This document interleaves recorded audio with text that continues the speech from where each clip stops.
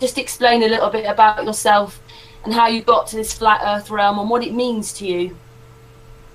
Yeah, well, funny thing with my case, because I've been doing syncretism presentations since 2011 online. Okay, so for years prior to that, I was wondering, how will I get what I know out to people, because I don't want to put my face to it. I'd rather just do it on an informative level, sort of put out presentations without me being actually in them. And I realized that I would just have to. I have to put myself in them, because the style, the way I teach is with whiteboard and one-on-one, so I couldn't avoid that. So I started launching syncretism, what I call syncretism videos, on my YouTube channel, Mr. Astrotheology, in 2011. And all of those presentations, I used the heliocentric model, contrary to my astrological training, which is geocentric. All astrology is geocentric. It's the only way it will work. And I can talk about that later to prove conclusively that astrology will only work on a flat surface. It can't work on a globe. And I've got a lot of good reasons to show that. But me, of all people, here I am with this heliocentric model and astrotheology and syncretism, all the way up to 2014, start of 2015. And so I virtually had to revert back to the geocentric model. Fortunately, nothing in my presentations has suffered, because I never did actually base it on any shape of the Earth. I based it on, all my material, on the sine wave.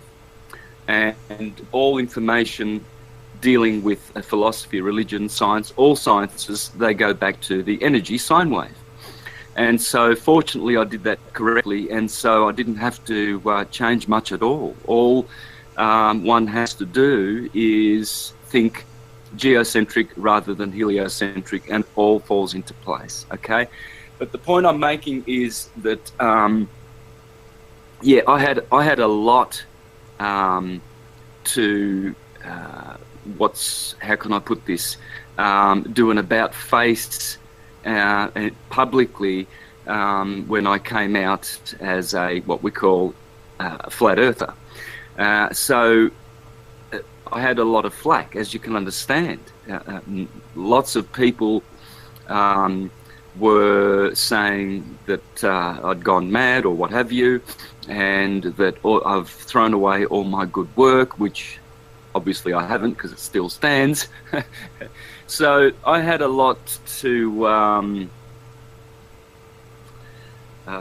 what's the word? Oh, I'm trying to think of the word here, but a lot at stake, okay? So I see a lot of people that are on the fence at the moment, and reason being is because they're thinking too much of their careers and their reputations and how people will consider them, and so forth. So they straddle the fence, you see, and that's something I didn't do. So I jumped on board when I realized that the ancient astrologers were correct, and we do live on a stationary horizontal plane. So what I'm bringing, if that's the question you asked, is how the horizontal plane, the stationary Earth, fits in with all of the sciences, the transcendental sciences like astrology, all the philosophies, all of the religious sciences like Islam, Christianity, Judaism, Hinduism, alchemy, all of these things. How do they fit in with the correct cosmology? And that's what I'm bringing, hopefully. I'm showing how the true model of the universe must be, it must be, as the ancients said, man is the measure of the universe, as above, so below. So if we're looking for the true model of the universe, Well, that's easy. How could we have overlooked it? Only an individual who has not studied all of the cosmologies, not all of them, you don't have to study all of them, but you have to have a knowledge of the Chinese, the Mayan, the Greek, the Indian, the Arabian, the Persian, the Roman. If you don't know all of these traditions, then you cannot revert back to what was known anciently forever before the Copernican revolution. And so that was that the universe is in the shape of a man. And we just simply cannot hide from this or run away from it. All the occult scientists knew that man was the measure of the universe. So if you look at the body of the man, it's a torso, which is an anagram for Taurus, and Taurus, or the Taurus field, is the only way that energy works. There is only one form in existence, and it is actually the atomic form. An atom is a torus field. Whether it's a hydrogen or a carbon atom, matters not. They're all toruses. And a torus is an anagram for tree. So the Yggdrasil tree in the middle of the garden is a tauri, a torus. And in the middle of the donut-shaped torus is a hyperboloid. That word bowl is the word for tree in many languages, bowl. And it's the word for ball as well, because it's the inverse of the ball. So the hyperboloid torus is the model of the universe. It's the model of the atom. It's the model of the human being. It's the model of the terra. Terra firma, by the way, is another way of saying Torah firma. Because in the middle of the disk of the terra firma, the torus firm, and that's what the firmament is as well, it's only the outside of the donut. This dome that we're looking for, it's only the outside of the donut torus field. So we have to go back to the true model. All is atum. All is atoms, whether they are big or small. If you want to know how everything works, all is atum. And the universe works like this. The earth is in the middle of a tree, a torus tori. And that's what the Nordics called the Yggdrasil tree, in the middle of the garden. It is a magnetic mountain, and it's the spinal column of the whole system of planets going upward and downward almost forever. Okay, so we are in the mid-plane, the Midgard. It's a plane of inertia. Okay, in every atom there is a plane of inertia. Well, plane of inertia turns out to be planet of Eartha. Inertia is the same word as Eartha, because all that is earth is inertial. And all that is magnetic and stimulating creatively the earth plane is turning. The earth turns not. What is turning is the solar energy. And I'm going to show you a 3-minute video now that I've done my little talk. In a minute, when I get another chance to talk, of a genius called Pierluigi Gina, died in 2004. And I'm going to show you a 3-minute video where he proves that the earth does not move. Proves it. Okay? And he was a colleague of Guglielmo Marconi, the inventor of the radio, for 10 years. And both of these gentlemen discovered that the earth doesn't move and it's stationary. And I'm going to show you that video and other videos on this genius so we can get them translated into English and put an end forever to the nonsense that this earth is moving. Not only do we have Sagnac, Michelson Morley, Michelson Gale, George Airy, and others prior to them in the 1700s proving that the earth is stationary, but we do now have a mainstream academic scientist that the whole world glorifies Marconi, who was a stationary earther. So we'll get into that in due time. As everybody's sitting there, and as Santos has just mentioned that, do we want to see his first video then? Sure. Everybody happy to watch this video? Yeah, let's go for it. Sure. All right, guys, how do I share screen? Series will tell you.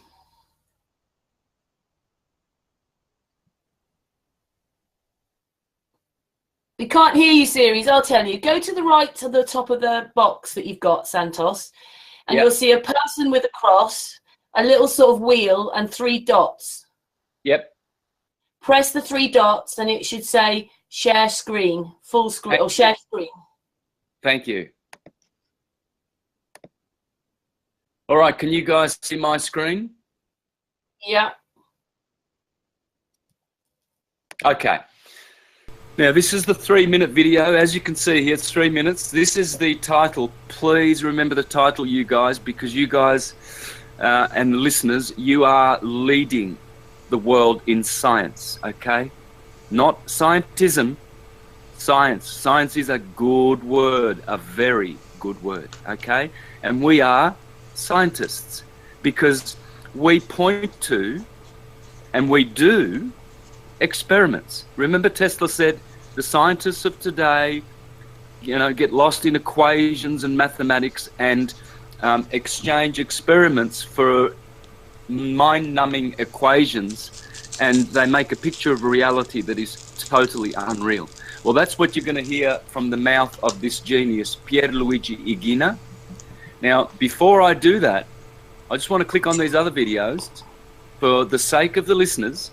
Here are some of the other experiments proving the Earth does not move.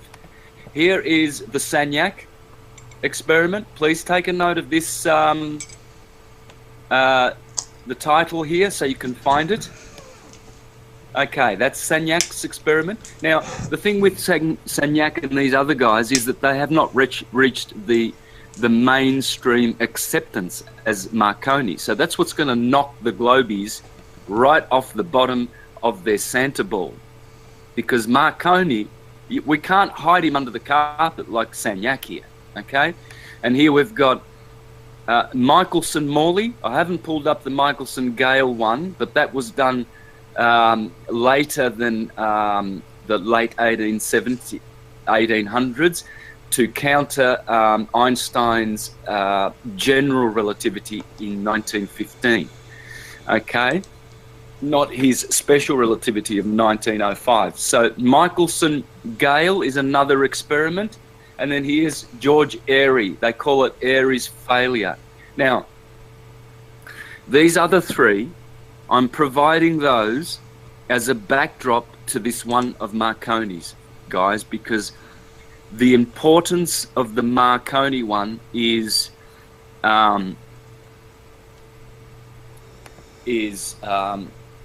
very, very significant, because he's in the books. He is in the books and not ridiculed. This is a scientist who gave the world the radio and many other inventions. Now, I'm going to have to translate this, so please let me know if the volume is good. La cosa principale è che queste conoscenze adesso fa ridere, perché è mai possibile dire che la Terra è ferma e via l'energia, eppure quando vanno a mandare su i missili. Okay, what he's about to show this interviewer a machine which proves that the Earth is stationary. Okay, now there's going to be 4 major points that you will learn in these 3 minutes that I hope that everyone takes and shares with all the doubters that they know. Okay, the first point he's saying here is to prove that the Earth is firm and stationary is very, very easy to do. Essentially, that's what he's saying here. And the first point he's going to make is when missiles are launched, they have to take a curved linear trajectory. They cannot go directly. Now this is something very interesting. I didn't know that until I heard it from this guy. Di sopra, ma non possono andare direttamente, ma devono prendere una traiettoria che è il movimento rotatorio del Sole che fa spostare per arrivare a quel punto. There you go. Now, what he just said was that to launch a missile, you have to launch it in a curved trajectory in order to overcome the turning magnetic energy of the sun. Okay? Point number one. He just said that. Okay, here is a scientist and he's got all his machines. He's not just anyone saying. Quando voi sparate, siete dei cacciatori voi altri, no? No. Beh, il cacciatore quando spara mette dentro la pallottola e poi spara, ma dentro nella canna c'è una spirale che lo fa girare per vincere il movimento rotatorio dell'energia che scende. Okay, another example. A gun barrel, he said, inside of all gun barrels there are spirals. Why? So the bullet can turn, and as it exits the barrel, it is spinning. Why does it need to spin? Because it needs to overcome the rotating, turning magnetic energy of the sun. Now, the premise of this man and Marconi's energy understanding is that there are two energies. There is the spiraling, rotating energy of the sun coming from above, which is what we call the ether, the turning field. And then he says that there is the earth energy. So there is solar energy and earth energy. The sun's energy is spiraling in a clockwise manner, and it spirals and expands. And then when it reaches the earth, it is turned around, and then the spiral is counterclockwise and it is going upward. And he says this is what he and Marconi discovered. There is only these two energies. So what we've learnt so far is very interesting, because he is acknowledging that the solar energy is turning, it is rotating, and in order for bullets and missiles to overcome that, they have to take a curved trajectory, or the bullet must be spinning to overcome this magnetic field. And this is probably what people are referring to as the Coriolis effect. I'll get into that if we have to. Invece l'uomo crede che la Terra è... Ma Zwickicki ha fatto un apparecchio talmente sensibile. E questo scusi? Zwickicki, il professor Zwickicki. Lo conoscete, no? È quello che studia là, che fa dei grandi studi. Contemporaneo? Laggiù in Bassa Italia, Zwickicki. Solo io non lo conosco. Ad ogni modo, ha fatto un apparecchio talmente sensibile che la Terra, appena che si muove un decimo di millimetro, si riscontra. Allora, la Terra è ferma o si muove? Oh, this is beautiful. Now, he's referring to a guy called Zwickicki, who comes from southern Italy. And he made a machine, he said, that can detect the movement of the Earth 1/10 of a millimeter. Now, his argument is, how is it possible that the Earth is moving? This scientist in southern Italy has made a machine that can detect 1/10 of a millimeter of movement of the Earth. Now he asks the interviewer, you tell me now, is the Earth moving or is it still? Secondo questi apparecchi? Questo apparecchio fa vedere che la Terra è ferma. Did you hear that? La Terra è ferma. He said, according to this machine, the Earth is still. La Terra è ferma. That's terra firma. Okay, so he's saying it's firm, it's fixed, it does not move. Now here is the machine which proves it. Let me show you the machine, then I will explain how it works. Ecco, voi vedete, qui c'è energia solare e energia terrestre. Lo vedete questo che è fermo? Sì. Noi vediamo quello là che si muove, perché l'energia... Okay, so what he's showing is that everything in his room is still. Is it not? Well, the interviewer says yes it is. And he's got, where you saw that strobe light, he has a strobe light lighting up two fields. The earth field, the earth energy or spiral, and the solar spiral. And then he points up to this machine up here, and he's showing how it's showing the illusion of movement. Let's watch that. solare che fa girare il movimento della Terra. Cioè lei dice l'ombra praticamente. È l'ombra, noi vediamo l'ombra, perché questo è fermo, è per quello che fra 15 e 20...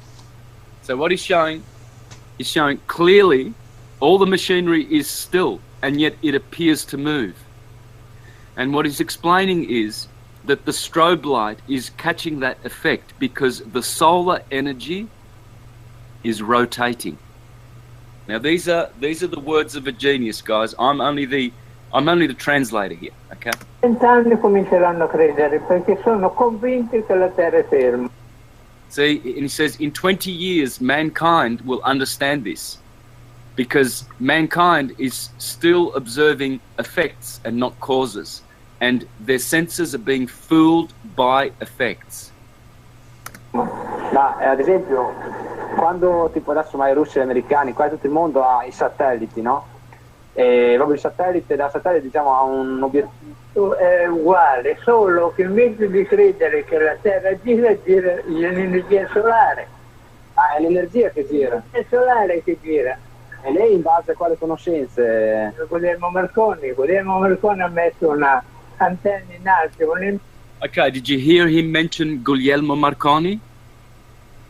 Now, the interviewer is saying, well, how do you know that that the Earth is firm? How do you know? He says, my friend Guglielmo Marconi. He said he made an antenna, and the top part of the antenna extended into the heavens to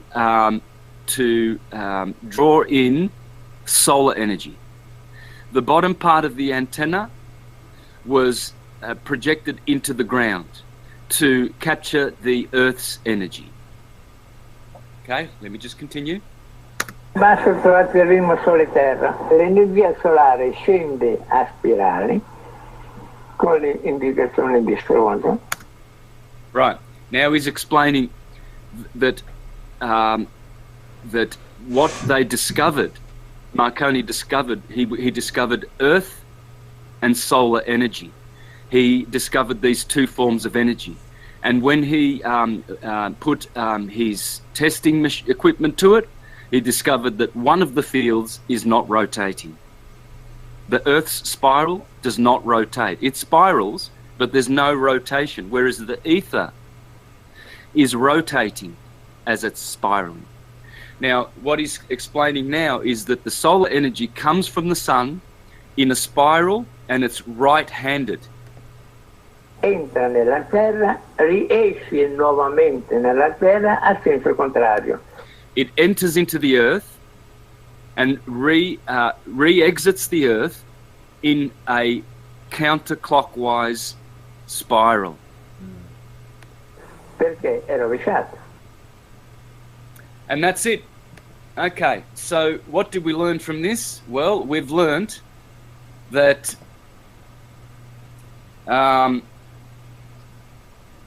that it's been proven with scientific experiments that the Earth does not move. So the point being here, friends, is that we are arguing about a matter. When we talk about the flat Earth or the shape of it, whether it's rectangular, concave, convex, ball, square, flat, we are arguing something that is of secondary importance. What precedes form is motion. You see, Copernicus His book was on the revolutions of the celestial spheres. So spheres, shape and form is secondary to revolutions or the movement. And the Copernican revolution was based just on that, on movement. So what precedes form is the first principle, that of motion.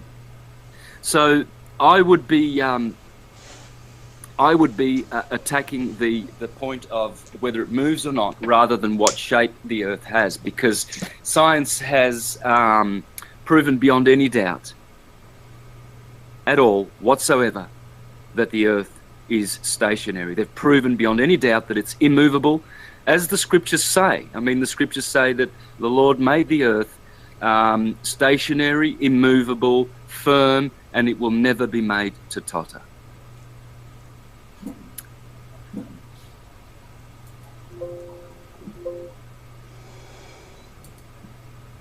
Okay.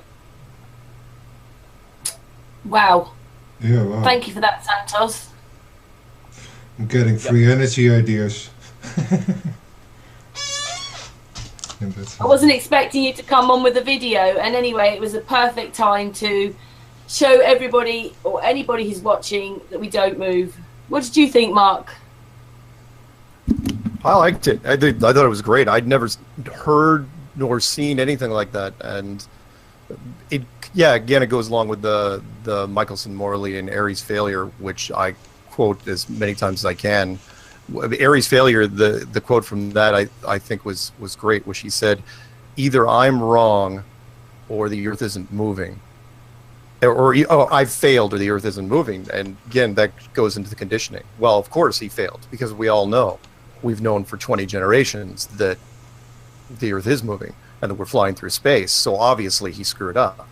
Little did he know, if he was alive today, that it would be the opposite. So great stuff. Yeah, Santos, you've not shown us stuff like that before. So far it even confirms my idea of how the sun and moon are the center of a toroidal field, and that we feel the fields that we are in when we perceive them, that we are a field in their fields actually, and then the moving part is the sun and its energy, and not the Earth itself, but in a spin in the opposite. Yeah, I wanted to add, can you guys hear me now? Yeah. Yeah. Okay. About that Earth energy that Santos was talking about, could that be what we call gravity? Because the other day in the hangout with the Morgile, he was talking about electrostatic energy causing things to basically, get stuck to the ground, what we call gravity, this vertical acceleration of objects. So could this Earth energy that you were talking about be what we call gravity?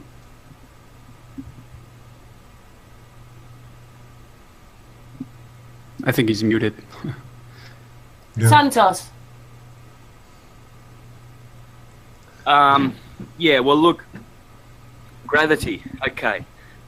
Well, gravity is a what I call a false god, because first and foremostly, it's a beautiful word, and it does explain what the effect that people are seeing, but they don't realise that it simply does not exist, not on a ball, not in any shape or form at all. What actually does occur is dielectric acceleration.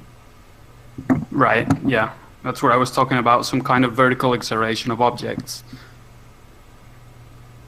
Yeah, well, see, the thing is, though, all of these discussions about gravity and dielectric acceleration and all of that just are not useful at all when it comes to where we live on a horizontal plane, because all the things that we see falling to the ground, that's just due to density. And everything that goes up is due to buoyancy, and so it's totally a different field, a different area. You cannot use one to explain the other. So, but as for gravity, what actually is occurring is the other half of it's the other half of magnetism. Okay, so magnetism is force. It's divergent centrifugal force, whereas gravity, what we call gravity, it's dielectric avoidance or dielectric acceleration, and it is the opposite principle, which is inertia and acceleration. So for all the force and motion out there, the opposite force, inertia and acceleration, is what we are calling erroneously gravity. But if you want to be technically correct, it is dielectric avoidance. Right. Yeah, the Morgal was calling it electrostatic energy, and he was saying that, you know, Nikola Tesla knew about this, the Egyptians, that's why they built the pyramids, to gather this kind of energy. Yes. That's really strange, you know. Those words you just used there, Oliver, both of those were what someone was trying to describe what happened on 9/11, that you call it electric when it's what was it again? Dielectric. Yeah, dielectric. Yeah, but we are taught it's electric. It's dielectric. Sorry, carry on. Is static electricity. Okay, so it's the opposite of motion, force and motion, which is another modality of electricity. They're just two different modalities of the same field, and the field is the ether which is moving above the stationary Earth plane. So everything above us in the air, it's a magnetic field, and it is turning, it is rotating, and that turning and churning is producing all of the phenomena.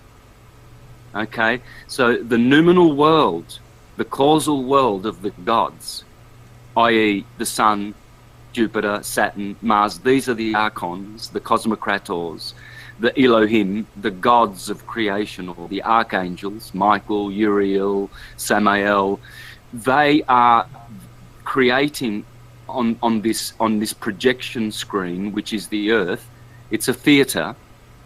They are projecting their minds, their noumenal force onto the Earth. So this spiral energy from the turning ether, which Igina calls solar energy, it is turning and churning, and they are all turning in their different orbits and their different time periods. They all have their different cyclical revolutions, and due to the combinations of all of these revolutions in the heavens, all different creation, all different manner of creation is occurring on the Earth plane, on the plane of inertia, the planet of Eartha.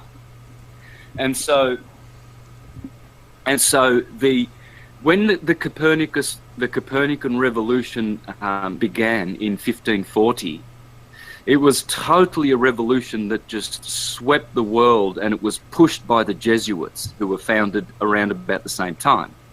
I'm going to expose them in the presentation soon. I'm going to expose all the papal families behind globalism and the globe.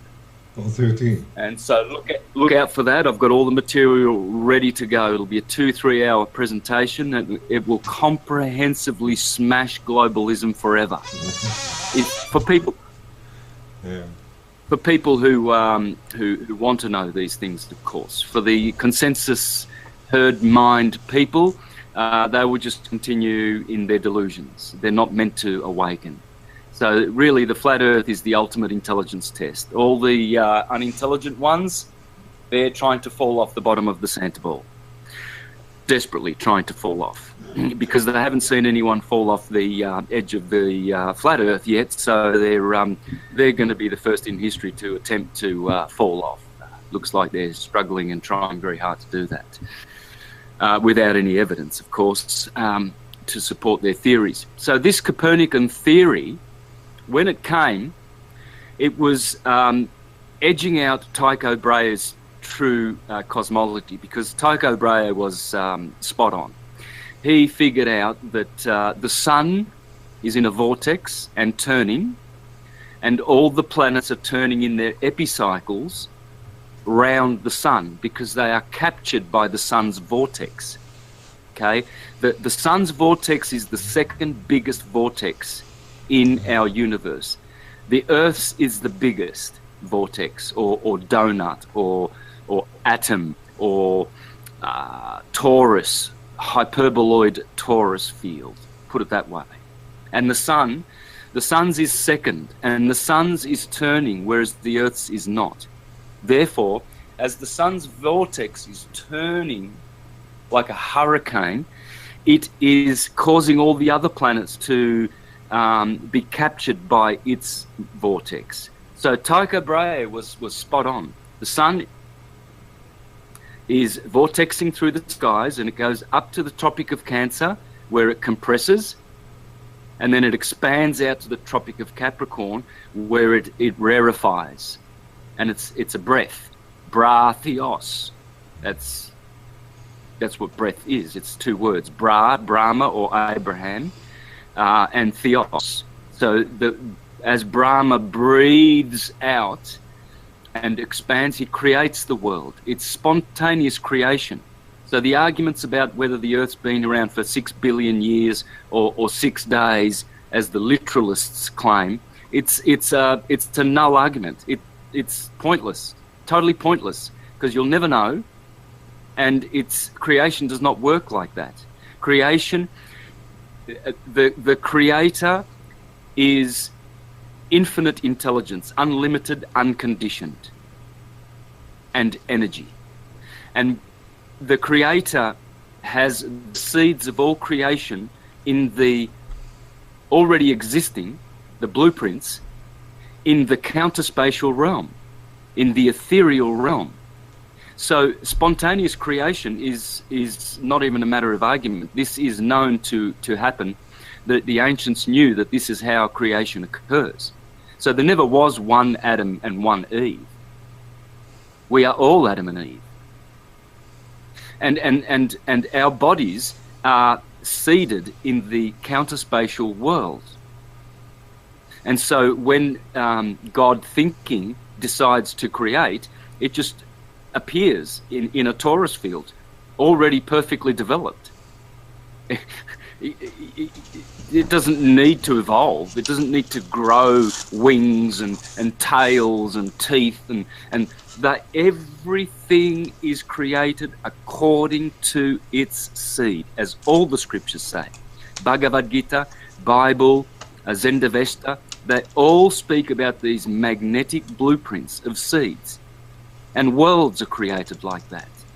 This world, this earth we live on, was created like that. It's a spontaneous, sonoluminescent creation.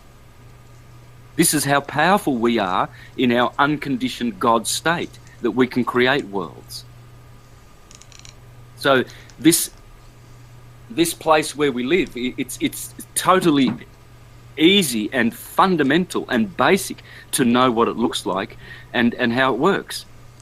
We cannot miss it. If we miss it, we are considered to be stupid Gentiles, stupid goy that are unlearned and have their hearts still uncircumcised. You see, the hearts need to be circumcised. In other words, the spirit needs to be activated. We need to activate our higher intelligence. And once we do, we know the way everything works. We should not be groping about in the darkness and looking and listening to pseudoscientists and being deceived. We should know. And we do know. We have the ancient teachings. All is atum. Everything is atomic. Everything is torus fields. And you have to understand the torus fields to understand where you live and how creation happens. Santos, can we hear if anybody's got any answers what Santos has been saying? Sorry? Mark? Oliver? Could I just say one other thing before you talk, though? Santos, you're showing the link for the Hangout. Could you just stop screen sharing, please? We don't want anybody else in here. We're having a really lovely discussion here. Thank you, Santos. This isn't about me at all, by the way, this evening. This was to get you lot talking, and thank you very much for showing those videos, Santos. But I'm so proud to be here and that, you know, this Hangout and everything. I'm so proud. Anyway, your turn, Mark. Well, my turn for what? Well, I was just absorbing everything Sam, because I don't get a chance to listen to him very often. So I was just picking up what he was putting down. But it's great stuff. Forgive me, is he part of the UK conference? I'm not trying to talk about him in the third person. No, I don't. We'd love Santos to come over here. Santos, can you come next year to the UK Flat Earth conference in Birmingham? I'd love to. I've done 2 presentations in Birmingham with Truth Juice there, and 14 presentations all over England, Leicester, Bristol, St Anne's, London, Manchester, York, and I loved it, but I don't travel anymore. Oh. Didn't know that. Is that because of the paperwork, what you've been explaining in a lot of your videos, that, you know, it's not a birth certificate, we've got a death certificate, that kind of stuff, and not having driving licenses and stuff like that? Partially. Look, I don't do well when I travel. That's been the experience with traveling. Missing plane flights, trains, getting computers stolen, passports stolen. Every time I travel, I have a major disaster. And so I enjoy staying at home. I love staying where I am. I live in the most beautiful part of the world, and I don't want to see anything else for now. I'm happy, you know, so I can do all the teaching I need to from home, which is my preference, and so I enjoy it. That's my choice. Are you in Brazil? No, he's in Australia. But anyway, at least you've been invited. We didn't leave you out, Santos. Sure. Is there anything else you wanted to add, Mark? Darren? Oliver? No, not really. I think we're all tired. We've been on for I do have to bug out here pretty soon, but but it's been great. Absolutely. It's been great chatting, and obviously we're all going to meet up at the UK conference next year as well, and hopefully, you know, over the next few months we can continue to make great strides in waking people up and continue to pursue the truth and nothing but the truth. Yeah. Well, okay. Would you all come for another hangout then? Because it's been so interesting today. The time's gone really quickly. Sure. Absolutely. But, you know, another month. Give it another month. Let's do another one. Yeah. Yes, Santos. Yep. Lovely. Wonderful. Cool. See you all soon. All the best. Are you going to go, Darren? You're leaving, are you? I am. I'm going to jump off here now. So it was great speaking to you all. Great hearing from you all as well. And like I say, hopefully we can do it again and more often in the future. Brilliant. Thanks so Darren. much. Take care. Bye now. Bye, Darren. See you next time. See you, series. Well, I know that Mark just said that he couldn't stay too much longer, but then maybe Santos can stay a bit longer because he hasn't been on that long, and he can talk a bit more in a minute. Is that okay, Santos? Yep, for sure. Thank you. So, Mark, if you're not staying too much longer, is there anything else you'd like to say tonight then? Yeah, anybody, this is pitched mostly to the American audience, but I'll do it for European groups and, well, anybody. I don't really care where. If you want me to promote your meetup, I will be happy to do it. If you're not real comfortable with making YouTube videos, I've got a couple templates. I can whip up stuff pretty quick. I've done it for a bunch of American cities and a couple in the UK. That's brilliant. Gary's listening to the Hangout tonight. And I did say hello to all of you. That's brilliant. Well, Gary, you have to email Mark Yeah, I'll promote anything. I'm all in this year, and I still think it's, provided we can make it through the year without any weird incidents. I think this thing's going to get nothing but bigger and better, and I can debate Darren now that he's off, which is I still think that this thing could hit mainstream. Although again, be cautious, because when it hits mainstream, something else is going to follow behind it. That's my word of advice and caution. You saw a video with the title, when Flat Earth goes public, then this is what they hide, and then you saw everything about our slavery. Yeah. That's another reason why I wanted this hangout as well, because everybody's in the flat Earth world, everybody's talking about when it's going to happen, but it is happening.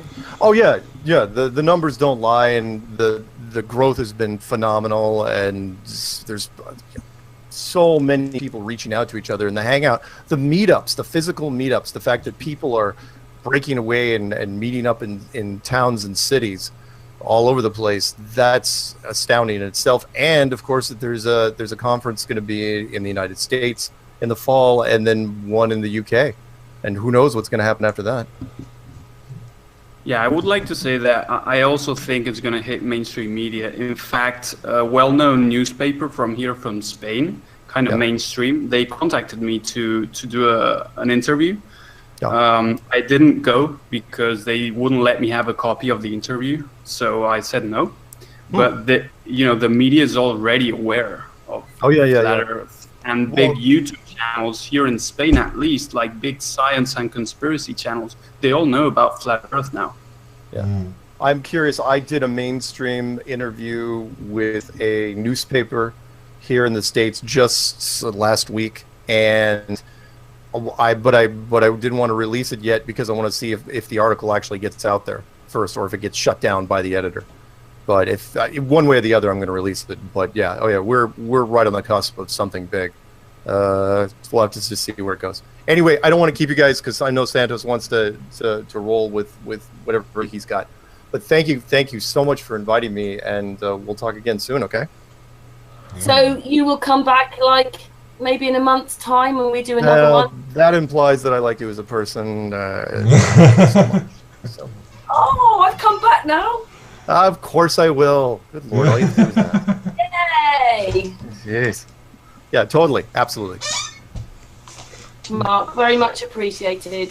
All right. Hey, you guys all have fun, okay? Yeah, man. Yeah. All right. See you, Mark. Yeah, see ya. Bye, Mark. Right. So, Oliver, Santos. Anyone there? Yes. Where have you gone? I'm here. Do you want to ask Santos anything? You're here now, because I know that you've not met Santos before. We're very lucky. We've had quite a few hangouts with Santos. Maybe the people don't know, but I think I'm subscribed to his channel, and maybe you speak Spanish, right? ¿Hablas español? Sí. Vale. ¿Conoces Iru Landucci, right? You do a hangout with him, maybe? Yeah. Yep. He's my friend. In fact, we're doing a hangout the 6th of July, kind of a flat Earth conference in Spain. We're doing a hangout. We can't go physically, but beautiful. Yeah. Very nice. So maybe. Did you understand any of that video, Oliver, that Santos played? I know it was Italian, but did you understand any of it? No, wasn't it Portuguese? Oh, Portuguese then. Sorry. No. Whoops. Italian. Oh, it was cool. Italian? Yeah. Well, I kind of, because it's similar, Italian and Spanish is quite similar, so I kind of understood half of it.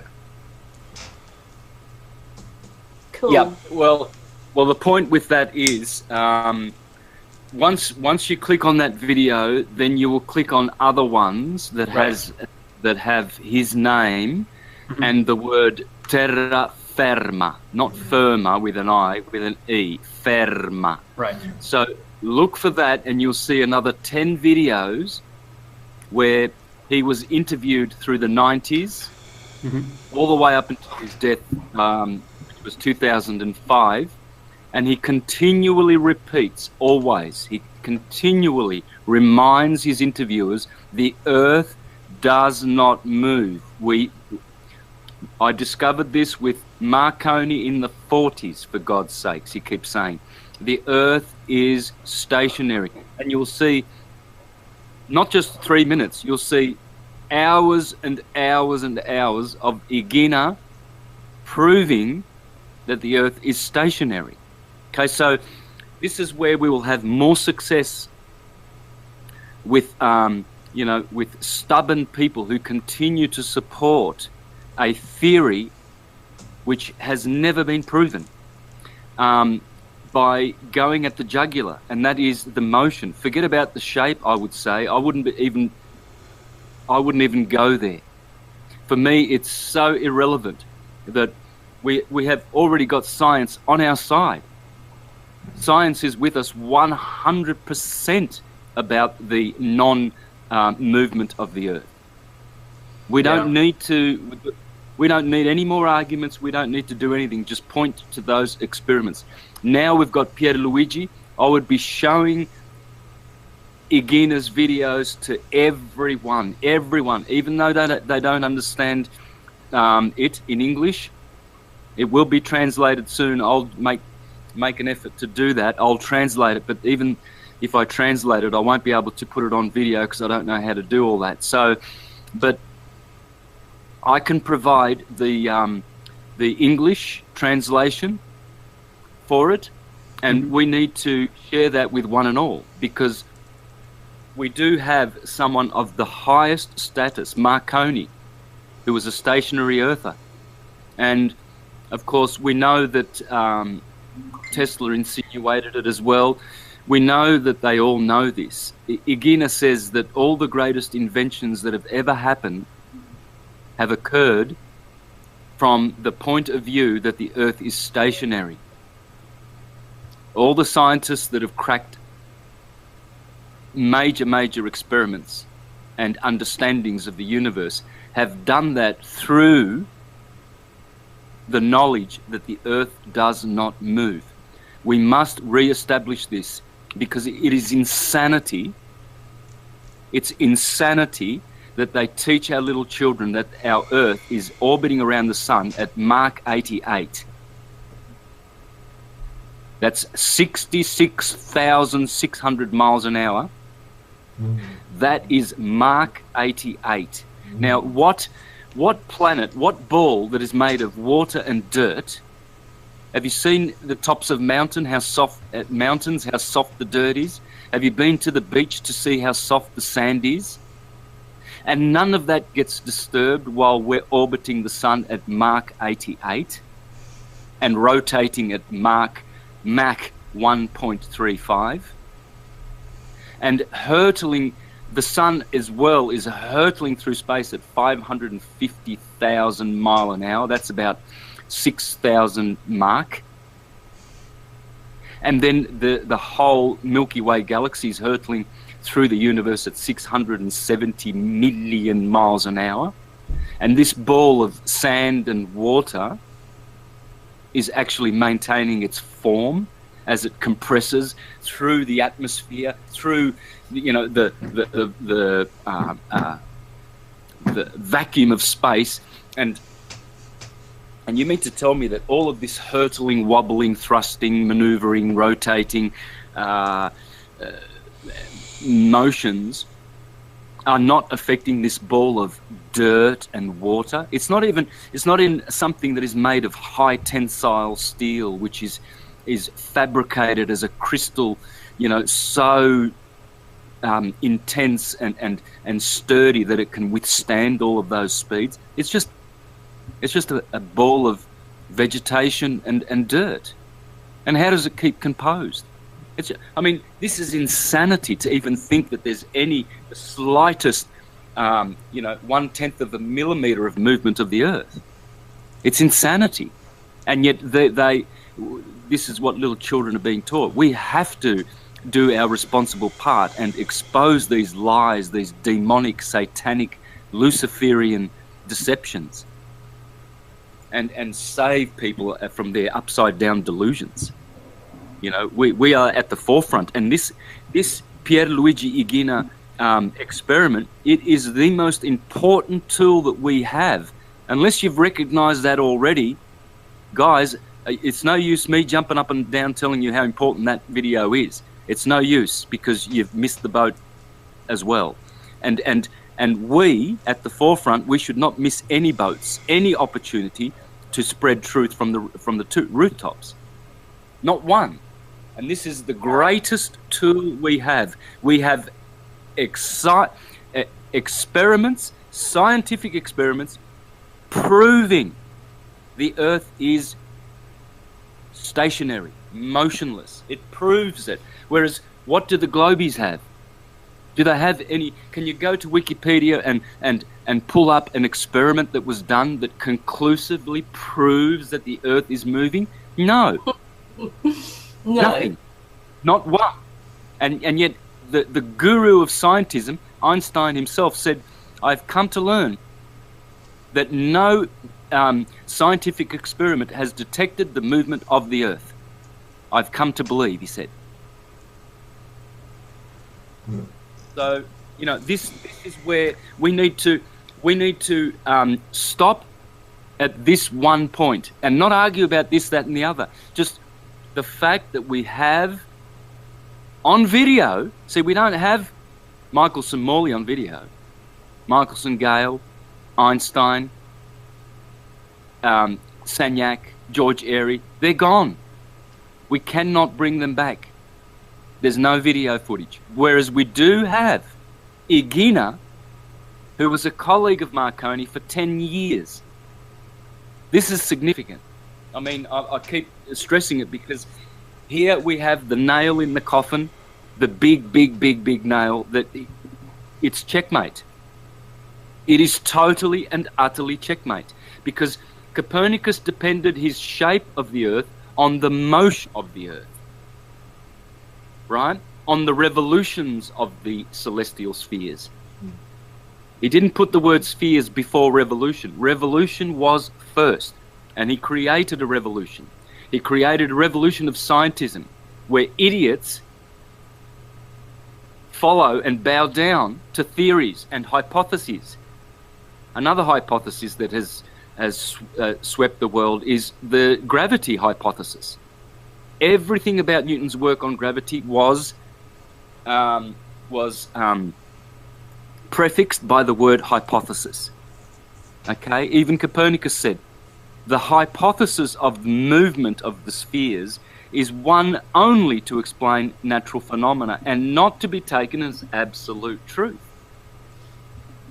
So what kind of a revolution did he start?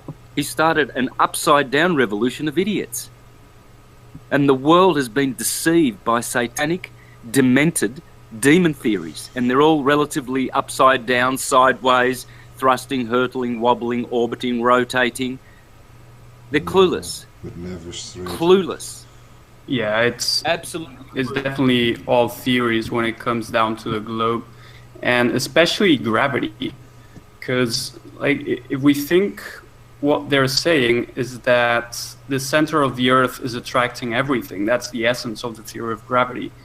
But we've only been 12 kilometers deep with the Kola super hole, right? The Kola ultra deep hole. So how do they know what's in the center of the Earth? It's impossible. They cannot know what's there.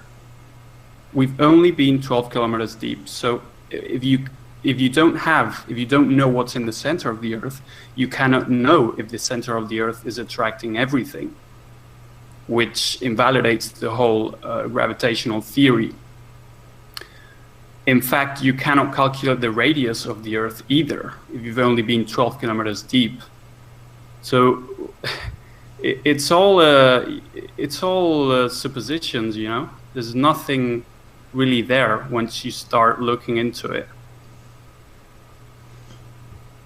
And you also have like the impossibility of calculating the mass of everything on Earth. Like if you actually think about it, it's just ridiculous. How can you know the mass of everything that's on Earth? I mean, it's just, nonsensical. So the whole theory of gravity is based on suppositions. So the globe is also based on suppositions, and everything else is based on suppositions. And for me, like, the best proof, apart from the gravity nonsense and all the experiments you said, like Sagnac, Michelson-Morley, Airy's failure, is the water not finding its level always. It just makes sense. When someone tells you water doesn't curve, it just makes sense. You cannot disprove that fact. It's what we observe. We've never seen water stick to a spinning ball. So it's just logical to think that Earth cannot be anything else than a plane which contains the water.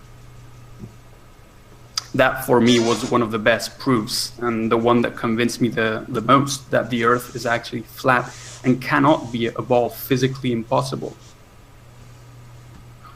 And you know, I always approach people with the water thing, water being level. That's just key, because they cannot disprove it. I've debated lots of people, even scientists, people with university degrees in physics. They cannot disprove the fact that water is always level, you know? It's just that simple. The deepest place I found in the elevation was 10.5 kilometers. Right. And so, I mean, it's just nonsense, really, the ball theory. You just have to ask anyone that believes in the ball, can you show me water sticking to a sphere? Well, it's not going to happen. It's just not going to happen. So then you ask them, well, why do you believe the oceans stick to the Earth? And they just have to tell you, well, NASA images. But of course, that's a dead end. I mean, you can just prove they're all CGI. Well, so far, when you take the photograph as their so-called satellite imagery and you put it together, you end up actually with a square. And I really wonder, how do you put that on a ball without distorting the photograph? And why is it a square? If that is the actual photograph from a ball. Yeah. Right. And, well, I mean, actually something that I've been looking at recently is Archer Sage's video. I don't know if you know his channel. He's kind of starting out. And, you know, what you find out when you look at the telemetry data and the NASA images, I made a video in Spanish about it. You can actually see how NASA fakes everything. So you've got this LRO, supposedly satellite, and what they did is actually modify the original image, you know, this classic image from of the Earth from the moon, and they actually edited some part out to cover up this ridiculous box that we all saw. And they just edit it and put it in their webpage, and they keep doing like ridiculous things like this. So that there's just no real images from, you know, one snapshot of the Earth from space. That's all you need to prove the ball is one real photograph of the Earth, of the complete Earth, one snapshot, not a composite, but a snapshot. Instead, we get this CGI crap. So, I mean, if Earth were a ball, it would be very easy for them to prove it. They just need this photograph. They just need to show how water can stick to a ball, but they cannot. It's 2017. It's too late now. Like, even if they come up with some supposedly, you know, real image, it's too late. It's been like 40 years or more. Too late. It's too late. You know, the globe is just gone. It's just gone. And of course, no motion seals the deal. There's just absolutely no evidence that the Earth is moving. All those scientific experiments, there's no, you know, there's not even one that proves movement, like Santos said, which is ridiculous if you think about it.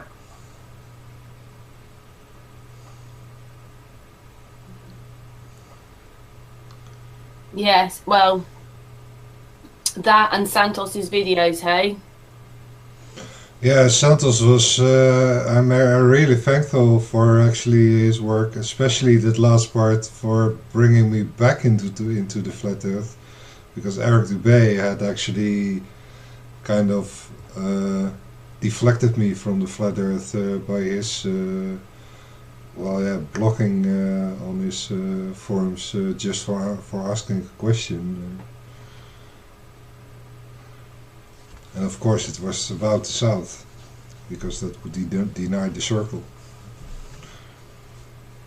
Not aware that it was actually a square. It was kind of first proof for it not being a circle. And there's a ball, but I didn't know there was more choice at that moment. Until I discovered free energies material about the 4D stuff. Then everything changed, actually. And I saw the whole shame game of ball and circle, and what you saw on Facebook, and all the trolling, and how they're actually trying to push the circle, and that you really can see how they can't deviate from the circle. And eventually, I found Karen, or Karen found me.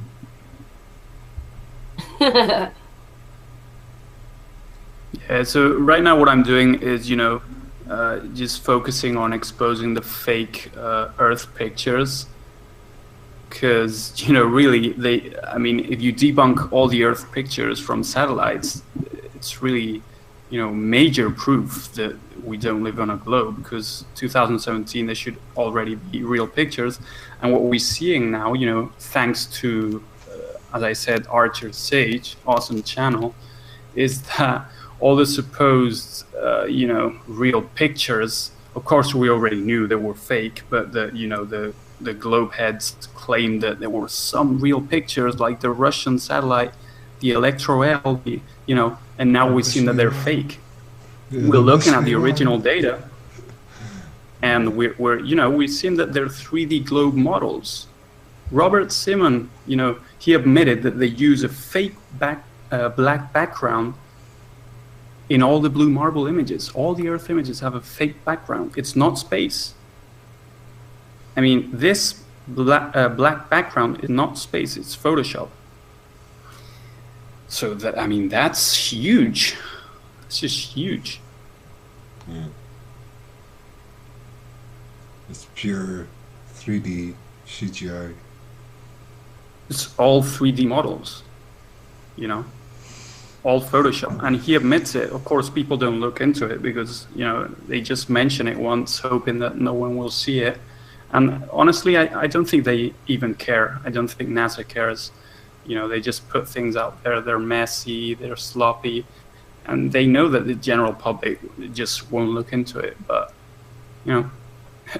there's more and more flat earthers now that are looking into all this. So it's just over, and even people that, that think flat earth is ridiculous, when I've shown them these NASA fakeries, they're like, oh, well, I might look into flat earth, because this is honestly quite ridiculous that they're faking Earth's pictures from Earth. Like, why would they, right? If they had real pictures, why do they have to fake it? Yeah. Oh, yeah. And that for me, that's one of the keys, fake Earth images from space, water always being level, and no rotation, no proof of rotation. Yeah. Those three, and it's very simple to approach people with that. You don't even need to say flat Earth. You just say, hey, how can the ocean stick to a spinning ball? They'll start thinking. Then you say, well, why aren't there any real pictures of Earth? And why don't you feel motion? And you don't even mention flat Earth. And I find that way more effective in waking people up than just going straight saying like, hey, did you know the Earth is flat? Yeah, stumbled on the question of how come the data is bigger than a ball or a circle? And then I discovered how they actually use the mathematical formulas to transform it all into that. It's just the original data. It's completely different than whatever they give you in the public. And they just hide it. It's just ridiculous, and they have it in plain sight. You know, Yeah. they're simulating the clouds until the year 2000, like 100 years from now. It's all CGI. It's just all CGI. Well, I've made my own videos as well, Oliver. I've sent you a couple of them, you know, so I'm just a... Yeah, I've been checking them out. I'm just a nobody, and yet I can go and see it for myself. I just wish everybody would just... What is it? It's the first outside of Bowen. It's just full of mistakes. Most of my videos come from that video. Yeah, it's just as I said, probably the fake NASA images and all the hoaxes at NASA. That's what gets people. It's what got me into flat Earth, honestly.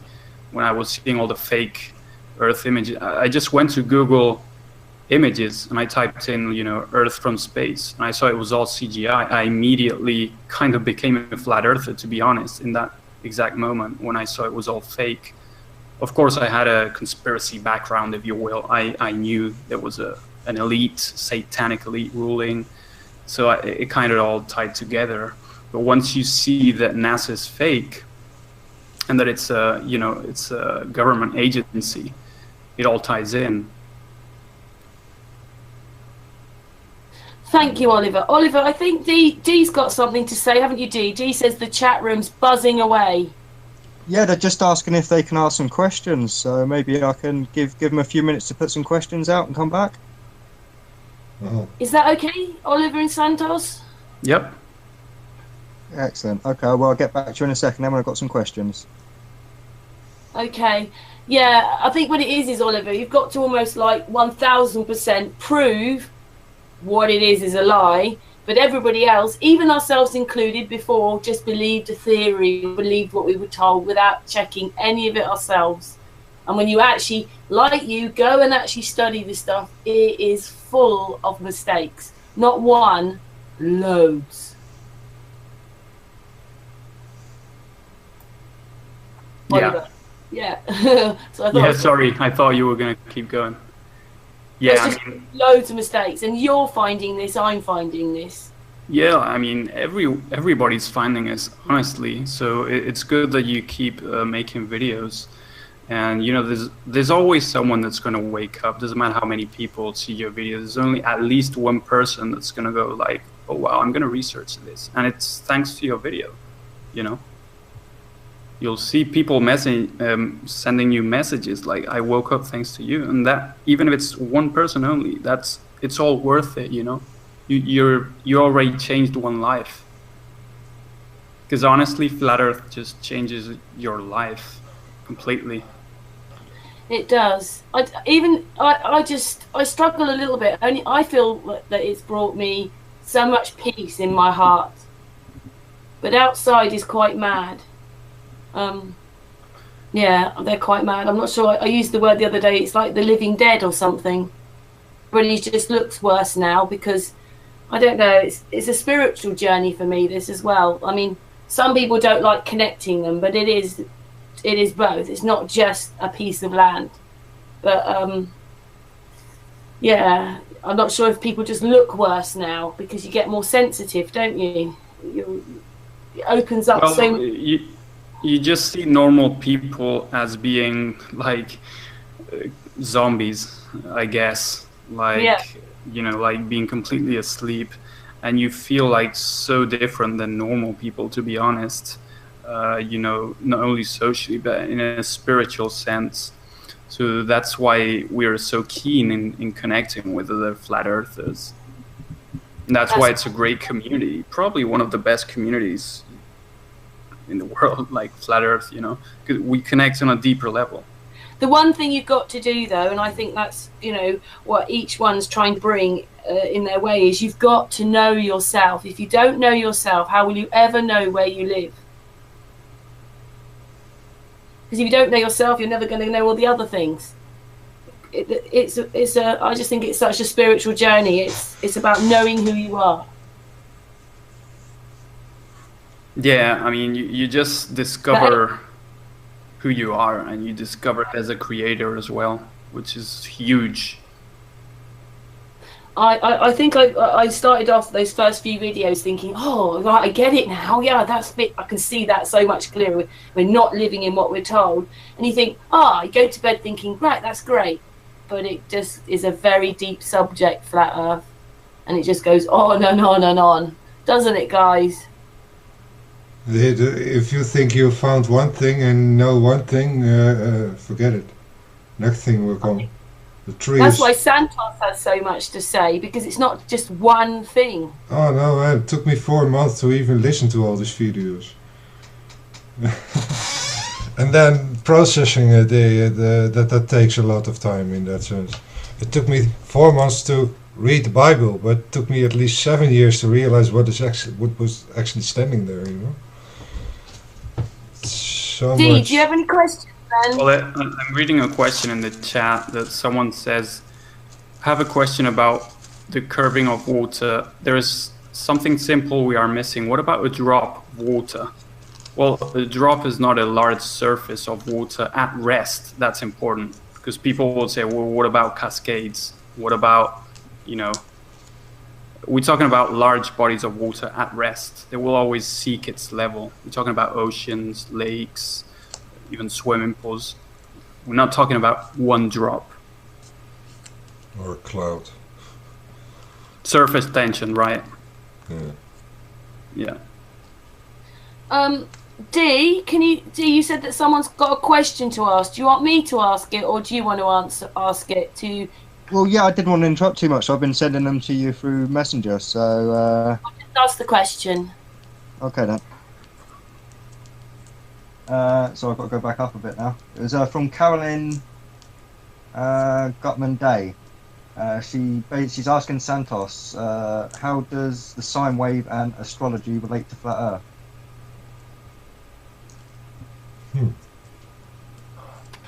Good question. When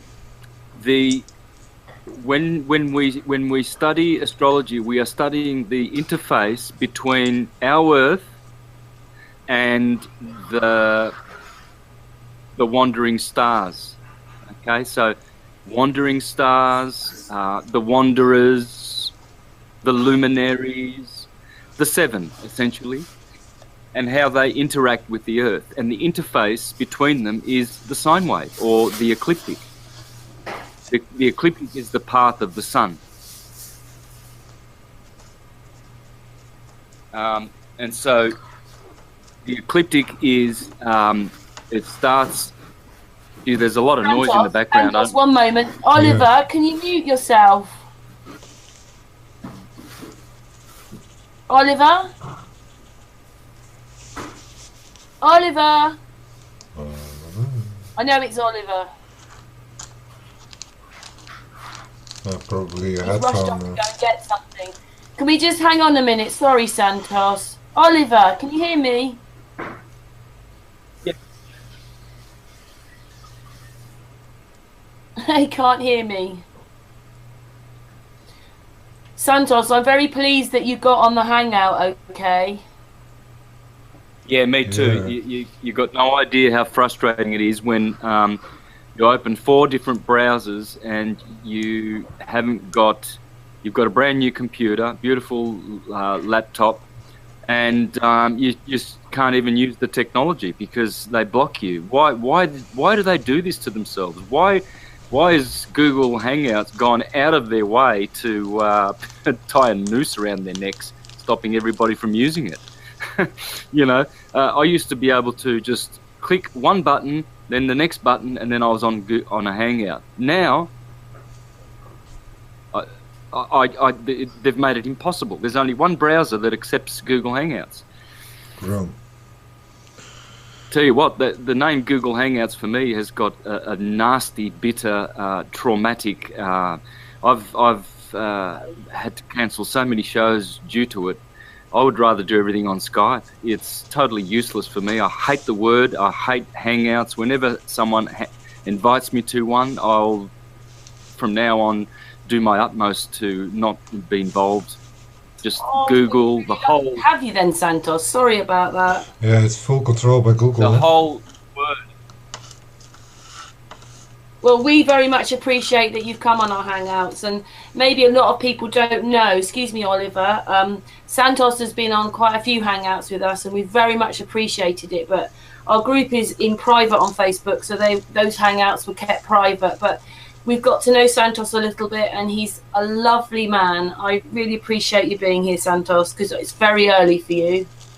Yeah, I've got to say I appreciate as well, and especially opening yourself up to questions. And as a quick segue, we have a question from one of our group members, Dave Marsh, and he's asking Santos if you think there's a single vortex or multiple. Well, this is how molecules come about, because single atoms attract other atoms. So what is an atom? It's a torus field, and everything is toruses. Everything is toruses. It's the only form the universe knows how to reproduce. So wherever you see physical stuff happening, which is called phenomena,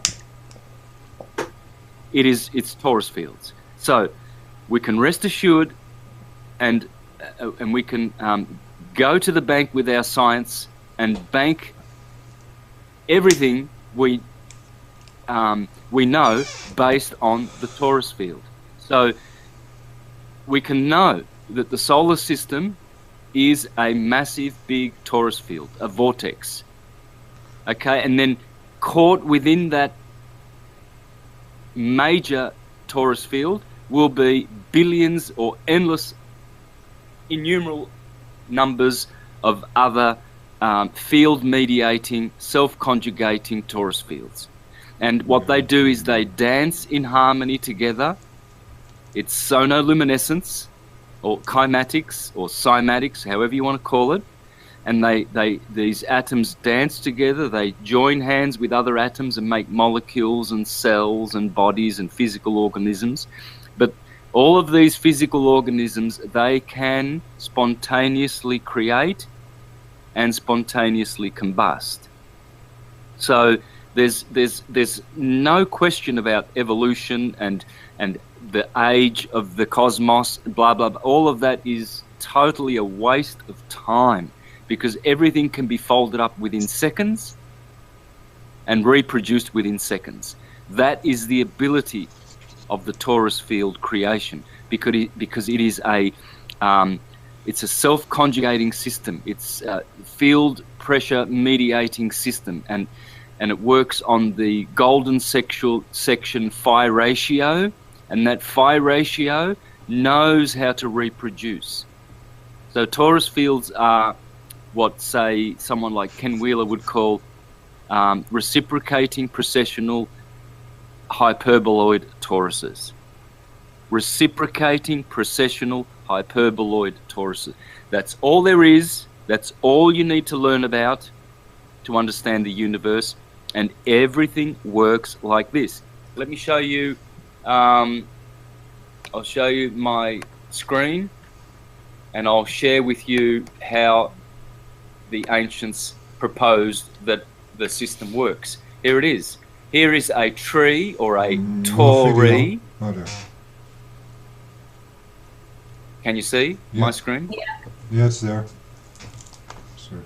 Okay, so what we have is the center of the tree, which is the trunk, and then the roots going down in a vortex and the branches going up in a vortex. You can clearly see that a tree, a torus, rotating, if you look at a tree carefully, you will see the hypertrochoid phyllotaxis way that the energy is expressing itself.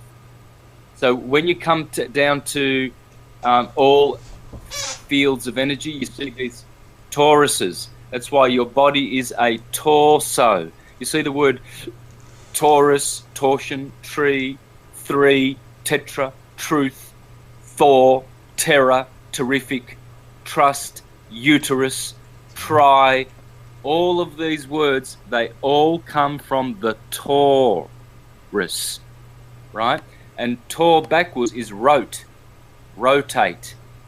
Okay, so you've got words like rotate, Tor becomes door because D and T are interchangeable. So it's the door into creation. It's to dare. It's durable. It is to adore. See, a torus field is an adorable creation. It is golden, dorado. And it's like a road. In Japanese, dori means road because it is the road of creation. Okay? And then when you look at the word uterus, Taurus, we come from the uterus looks like a Taurus. It looks like a horned animal. And our Taurus generates an aura. Well, when you put the word letter T in front of aura, you get Torah. And it is the Torah of the Jews, the tarot of the gypsies. Everything tar or tor is backwards for rotating energy. Everything is rotating energy. And so you can know how our cosmos is because it will have a tree in the middle, and then the disk of the earth, or the square. It's a square and a disk. It's both. You see, the universe makes cubes and spheres. But we don't live on spheres. We live inside of spheres. And so the earth will have a mountain in the middle. It's called a tree. And it will be a torso or a torus. And terra firma will be part of that system. And the terra firma part, whether it's a square or a rectangle or a circle, the Bible says it's a circle. The Lord God stands above the circle of the earth. It's trying to tell us something here. It's trying to tell us that part of the earth that is firm is circular, not spherical, round. It has roundness to it. It has rotundity, but it is not a sphere. And inside the donut is a ball or a bowl or a bulb, a bolet. Bolet means what? Flower. Bulb means tree.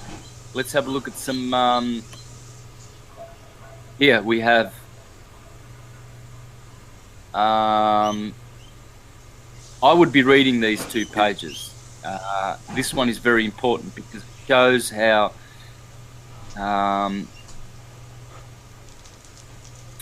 Where is it? We're looking for the word tree. It's escaped me. Maybe I have it in some other place, but here it is. Okay. Trunk of a tree. Yeah, trunk of. I'll put it in red for that specific reason. So, trunk of a tree, bolet.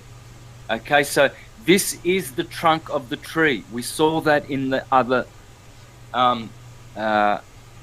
slide just previously. Okay. It is a tree. It is a bowl. It is a hyperbole. And so all of these words, boil, blow, they all come from the shape of a torus field. Here I've got, this is very interesting. Here I've got the twins, the Taurus and the bull. Now, because in the middle you have the hourglass hyperboloid shape, and on the outside you have the donut, the sphere. And so the hyperboloid is the inverse of the sphere. And so we have torbull words, turbulence, table, stable, turbine, travel, vel is bell, B and V are interchangeable. Oliver will confirm that in Spanish. Be and ve are interchangeable. Tremble, terrible.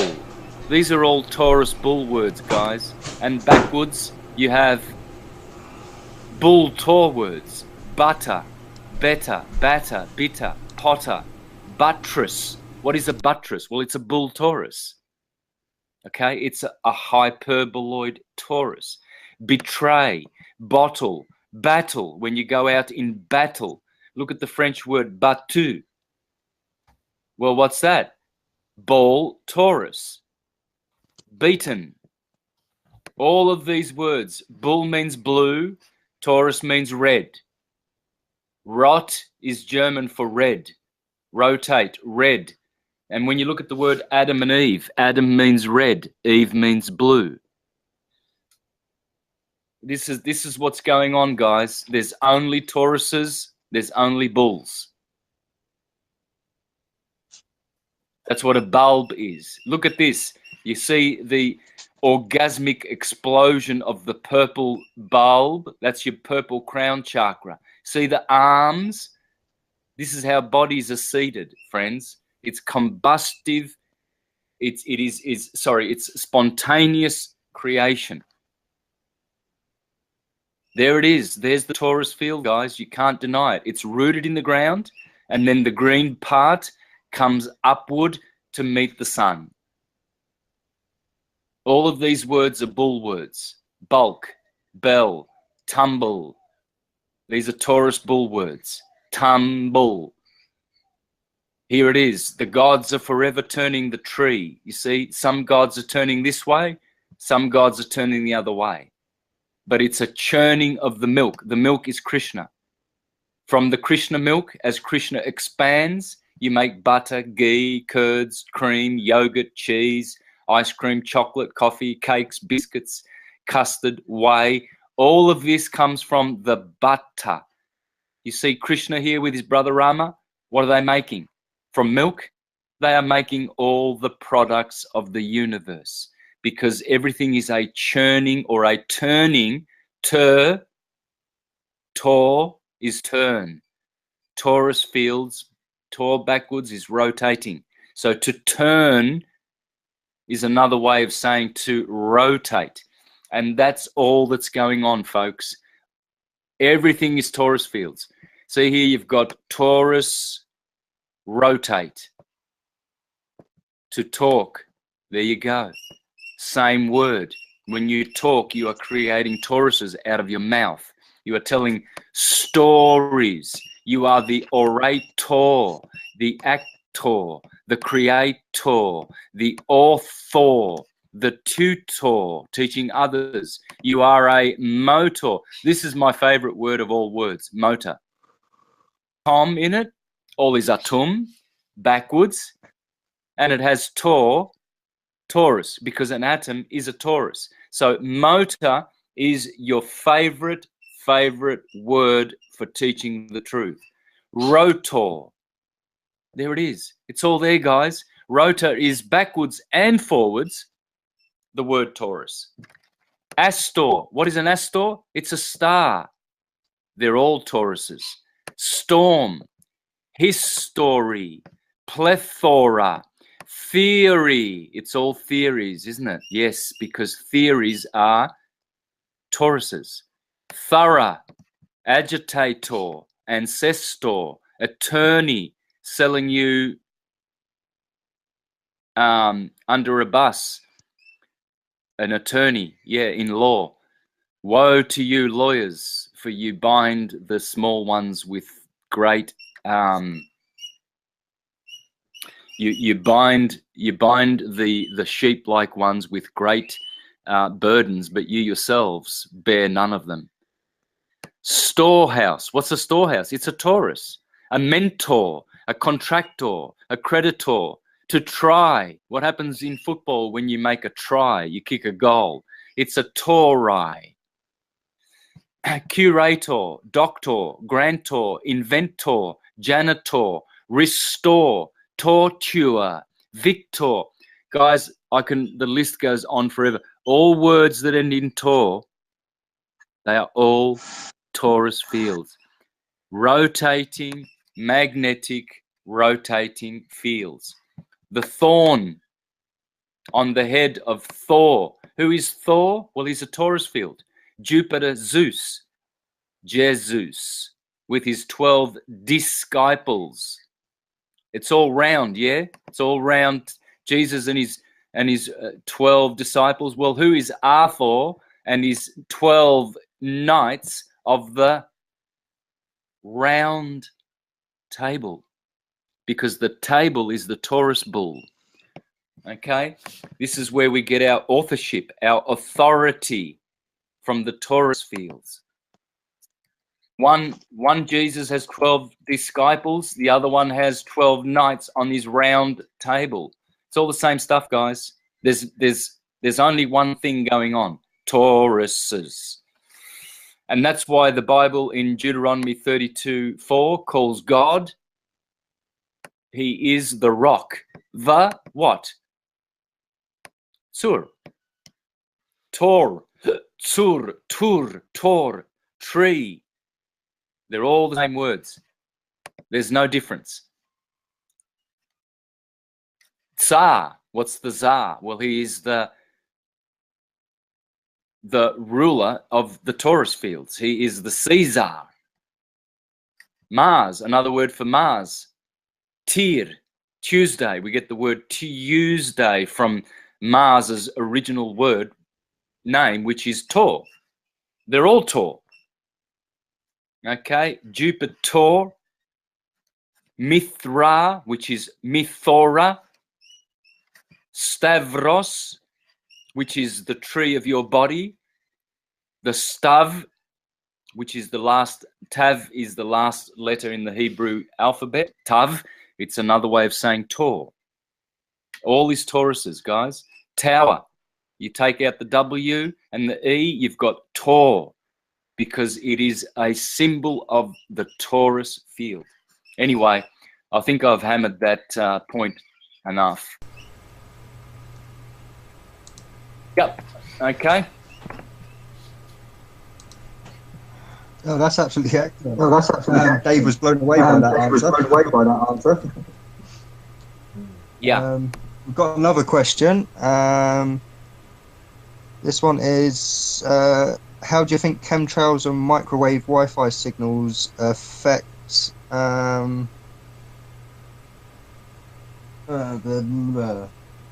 Taurus field's natural function? Well, it distorts it. If it does. Yeah, absolutely it does. All of those AC energies, they are all square wave and they are all harmful. There's no squares in the wave, in the electromagnetic wave. It's all curved linear and it's all centered on a pulse. So we have a longitudinal pulse, a longitudinal standing wave or scalar wave, or you could call it a Tesla wave, as opposed to a Hertzian wave. The Hertz wave is a wave that truly does hurt. That's why it's called Hertz. And it is harmful. So when they create generators to push out this very, very harmful and destructive alternating current, they're doing it deliberately because they know that it causes harm to the biochemical organism of the body. And how it does this is it rips and it tears into the beautiful natural structure that is the biochemical body. So knowing that their technologies are harmful, they promote them more and more, and they only put funding into and development money into projects that operate on the electromagnetic square wave. And it's all particle based. It's all particle physics. You see, particle physics is already erroneous even in its name. There are no particles. Scientists, real scientists, they know this. They know the scam of quantum physics and particle physics. There is no quantums. There is no particles. But all of their technology is based on us accepting and swallowing this BS and imagining that there are photon particles. Well, there aren't any. They're all waves. They tell you that in the same breath anyway. It's just that people aren't listening. They're not prepared to listen. The wave universe that we live in is centered on a pulse, a digital reality, an on-off pulse. So there's no particles. It's not a particle wave universe. It's a pulse wave universe. You see, the double slit experiment only proves that. This so-called positive interference pattern and negative interference pattern, all that is, what they are witnessing is the hypertrochoid or the hyperboloid torus divergent and convergent lines. That's all they're witnessing. And yet they insist that if you look, you will observe a particle, but then it collapses into its waveform. Well, they're idiots. You can't have it both ways. Even Einstein said you cannot explain the universe with the wave, and you cannot do it with the particles separately. Of course not, because he's a pseudoscientist and he's trying to befuddle people. Of course you cannot explain the universe with the particle or the wave, because there are no particles. And the waves are centered on pulses, and they also are fleeting and ephemeral and transient. Because the wave produces what's called the wave amplitude and the wave length. So if you have a wave amplitude and a wave length, then you can distort time and space. And so because we have so many different pulsating orbs, or we call them orbs, disks out there like Saturn, the Sun, these timekeepers, they produce waves. And Saturn's waves is way bigger than the Sun's waves. It's a 30-year wave. The Sun's wave is a yearly wave. Mercury's wave is 88 days long. Venus's is 225. The Moon's is 29. So we've got all these different timekeepers making different waves. You've heard of the expression, don't make waves. Well, that's all they're doing, making waves, because they are pulsating, boom, boom, or actually I should say, dum, dum. If you listen to your heart, you will hear the beat. It's dom, dom, or tom, tom. Now, why would that be? Well, that will be because all is atom, and atom becomes atom, and dum, dum is the beat of your heart. And so the heartbeat, dum, dum, dum, dum, dum, dum, is generating a wave. And so, and there's no particles in there. Okay, if there were such a thing as particle, at the end of the night, you would have to wash out all the little photon particles collected in your iris, in the pupil and iris and your retina and all of this. You would have to empty out your P900 Nikon cameras, the lens. You'd have to clean all of the particles, the light particles that it has collected. Since when do you shake your camera? You know, you clean out the chamber in the back that's collected all the photons. You don't, because there are no particles. Okay, so when we understand that the universe is pulsating and waving, light is waving through the ether. The ether is the carrier of light waves. You see, but scientists, materialist scientists, are dealing with light waves of electricity, transverse energy. They're not recognizing the longitudinal standing wave, which has no time limit at all. Electrical waves have a speed, a set constant speed, whereas magnetic energy, which is longitudinal, is 0 point. There's no speed limit. It's infinite. There's no limit. It's unconditioned energy. So the materialist will keep you in the electrical grid, because that way you can pay for that energy. You have to pay for that. But free energy, which is magnetic, the longitudinal non-Hertzian wave, oh, they don't want you to know about that. That's for silly, tinfoil hat scientists that will never, amount to anything, will they? Because they're just, talking about something that doesn't exist. Of course you have to pay for everything. How dare you think outside of that box and suggest that, we can tap into free energy. That's totally ridiculous, isn't it? Oh, yes. You see how they've conditioned humans to be stupid, to be upside down spinning idiots, and they laugh at the goy. They have a good laugh at them. Oh, the goy, they think they live on a globe. This is how they sell globalism, global religion, global economy, global currency, global governance, global warming, global slavery. Everything, and there's no such thing as a globe. That's obviously because we're not doing anything ourselves, is it? We're just believing what we're told instead. Because once you go and research anything, it isn't like what you're told. Blessed is the one who like the fearless sheep that leaves the fold, leaves the herd mentality and thinks for themselves. Blessed is that one. You have control of your own mind. You can operate it as you are supposed to, as all the scriptures tell us. Bhagavad Gita teaches, Krishna teaches Arjuna how to shoot the arrows correctly. Hercules, when he comes back, Achilles, when he comes back to Penelope, he must identify himself by shooting that arrow through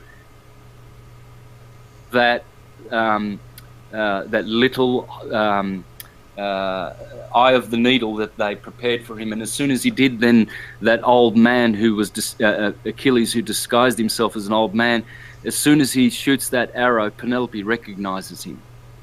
Well, what's this talking about? Well, it's talking about how one is now in charge of their own mind. Achilles was wandering for 10 years while the higher mind, Penelope, was waiting for her husband to return. This is the story of the prodigal son. This is the story of Arjuna, who needs Krishna to help him to shoot his arrows correctly. See, the real hero is the one who leaves the herd mind and uses his and inherits his higher mind and uses it to think for himself. That's what all of these stories are about. Pinocchio, what's Pinocchio? Well, the pioneer, occhio means eye.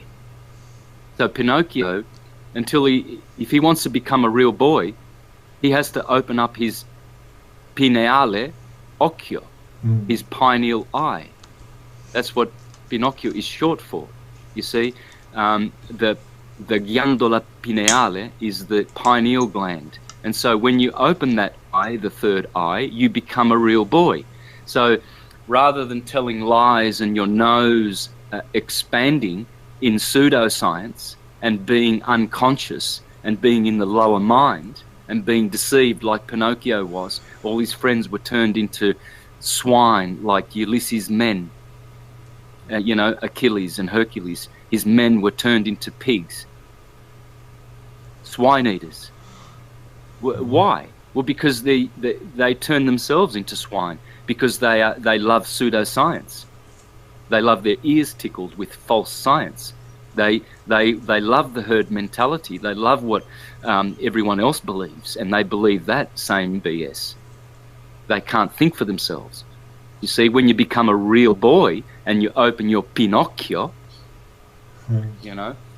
your pine oculus, you see, that's what the word ocular means, isn't it? It's the eye. Yeah. So if you want to see clearly, clairvoyantly, you need to be clairvoyant. And that is what automatically comes to you when you take possession of your own mind. But you have to take that step. This is what people are not doing. They are the goy, they are the Gentiles, they are the sheeple, they are the chattel, they are the debtors.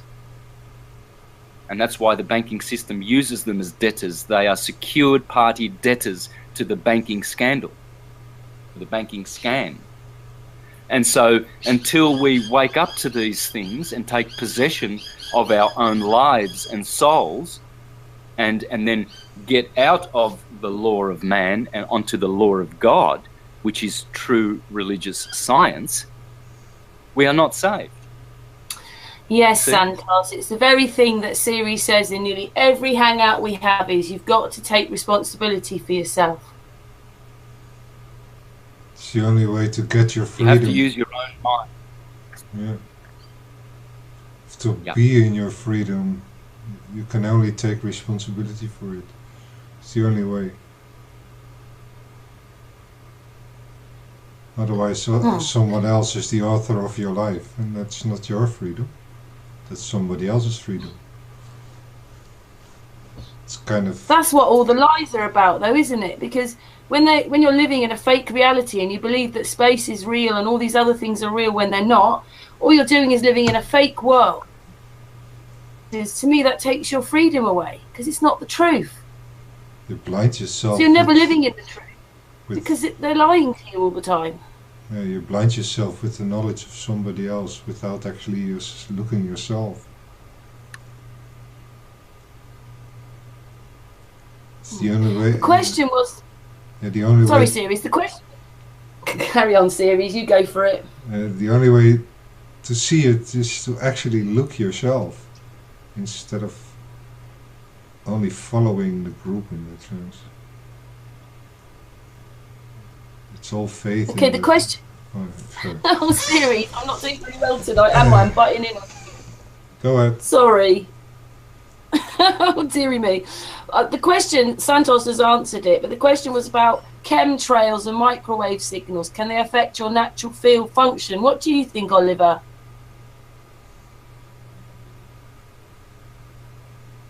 Oliver?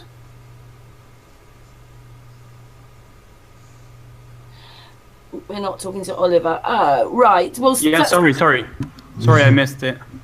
I was just saying, we've heard from Santos about, yes, it does affect your natural field function.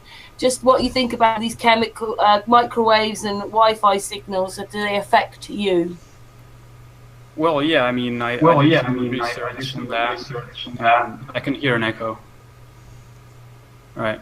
I can't hear an echo. No, you Okay. are the echo. Yeah, so I researched into all this, and obviously there's some negative effects of all this Wi-Fi signals.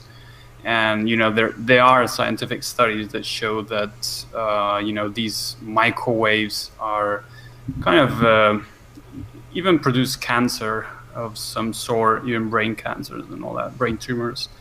So, yeah, it's definitely not safe. I try not to use, for example, a microwave, like, for example, to cook my food. I use the oven. And it's all, you know, it all adds up, because at the end of the day, we find ourselves like in front of a screen all the time with a smartphone and all that. All that is we're receiving all these waves. And also, of course, the chemtrails. You've got all the negative effects of the chemtrails. You know, these heavy metals like aluminium. And all this affects our health, of course. So, you know, it's also good to have kind of a raw vegan diet, if not always, once in a while, to detox the body of all these metals that we consume without knowing. So yeah, that would be my point. My advice is to, you know, stay away from as much as you can from microwaves. Turn off the Wi-Fi at night, for example. All these small things add up.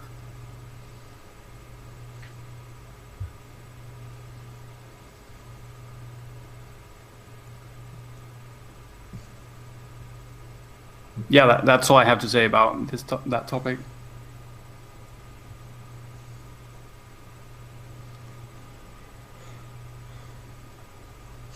Karen? That's cool, sorry. Or- It appears Karen's got herself muted there. Yeah. I don't know if she's trying to talk. I'm so sorry, I muted myself because of Yeah. Yeah, it's unusual for you to mute yourself, so I figured there must have been a mistake there. Thank you so much, Dee. I was talking to myself. I was just saying, I think Santos has nice, clear blue skies, and that's another reason why he loves where he lives. And those lovely birds you could hear in the background as well. But do you get a lot of chemtrails, Oliver? Oh yeah, I get tons of chemtrails. Like, actually, I recorded them. See if I can put up the video. I recorded them back in 2014, I think. I'm going to show you right now. Share screen. Yes, here I live in Barcelona, Spain. And okay, can you see my screen now? Yeah, we can. So I recorded this, like, when was this? January 2014. And look at this. This is just outside this is actually from my terrace. I mean, it was ridiculous. And yeah, it's practically every day, actually. I don't know if it's only Spain, but, well, I guess in all the countries of the world. But in Spain, there's loads of chemtrails all the time, like every day. As well as those clouds are not very high up. Right. And so neither are those things. Yeah. Okay, I have to leave for 1 minute and I'll be back. Someone's knocking on the door. Okay. I record things like that all the time and put them on my group. And they're usually grids. And I was in Reading the week before last, and I just couldn't believe the amount of lines and squares, and oh my goodness. And what's the saddest thing is people don't seem to notice them. I know some people notice them, but a lot of people don't notice them. Eddie showed me today one with exactly parallel lines only throughout the whole sky from left to right. Exactly parallel. As if there is only instructed to fly one direction today. You saw really the gaps between them still. That's a big wave thing. Santos, what do you think they're doing with those things?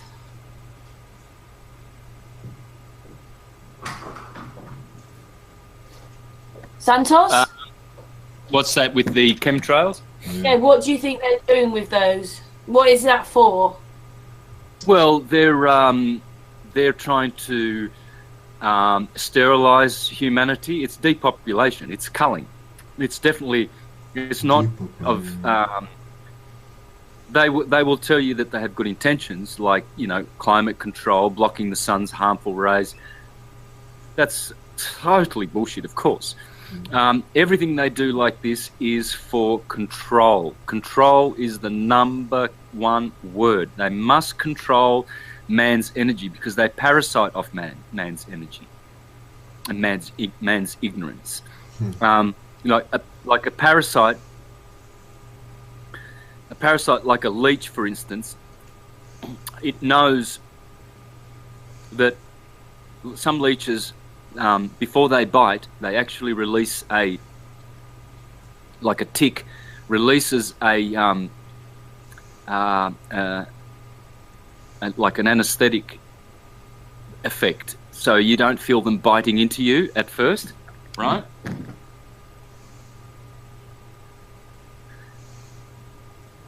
And so, sorry, just got distracted there. So then they start sucking, and the leech, when it first starts sucking, it's very little, and it gets big and fat. Depends on how long, you know, it stays there. I've had some that are massive, you know, and I didn't realise I had this itching, and I just kept tolerating it. And then when I look down at my toes, there's a leech hanging off it. Mm-hmm. Right? So that's how they anaesthetise you.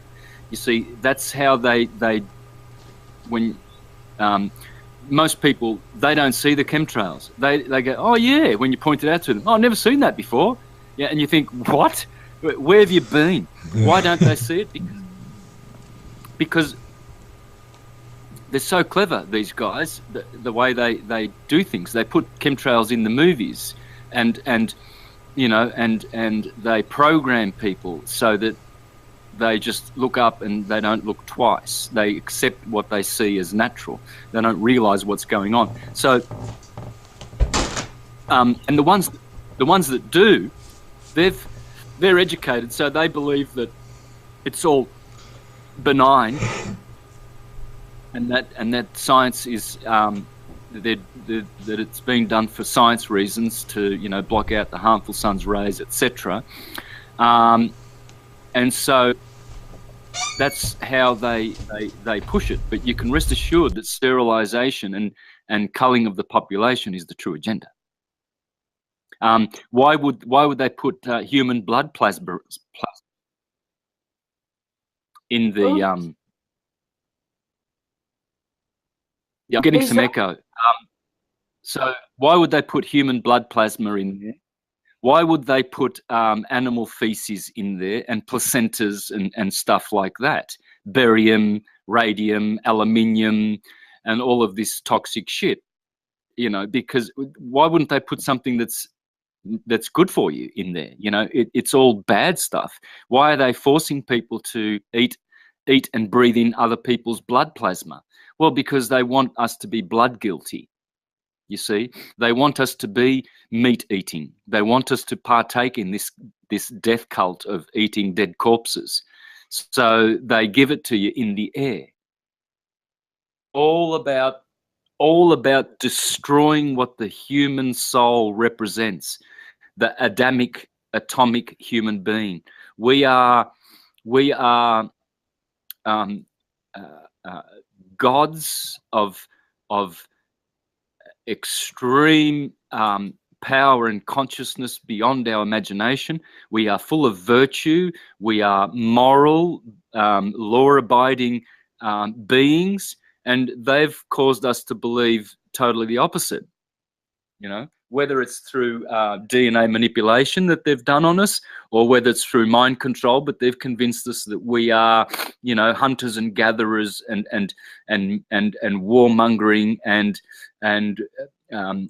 we can't be left to our own devices. We need to be controlled, blah, blah, blah. That's all bullshit. That's all just to keep a parasitic element in society to existing and to give them a reason to live, and they do that through control.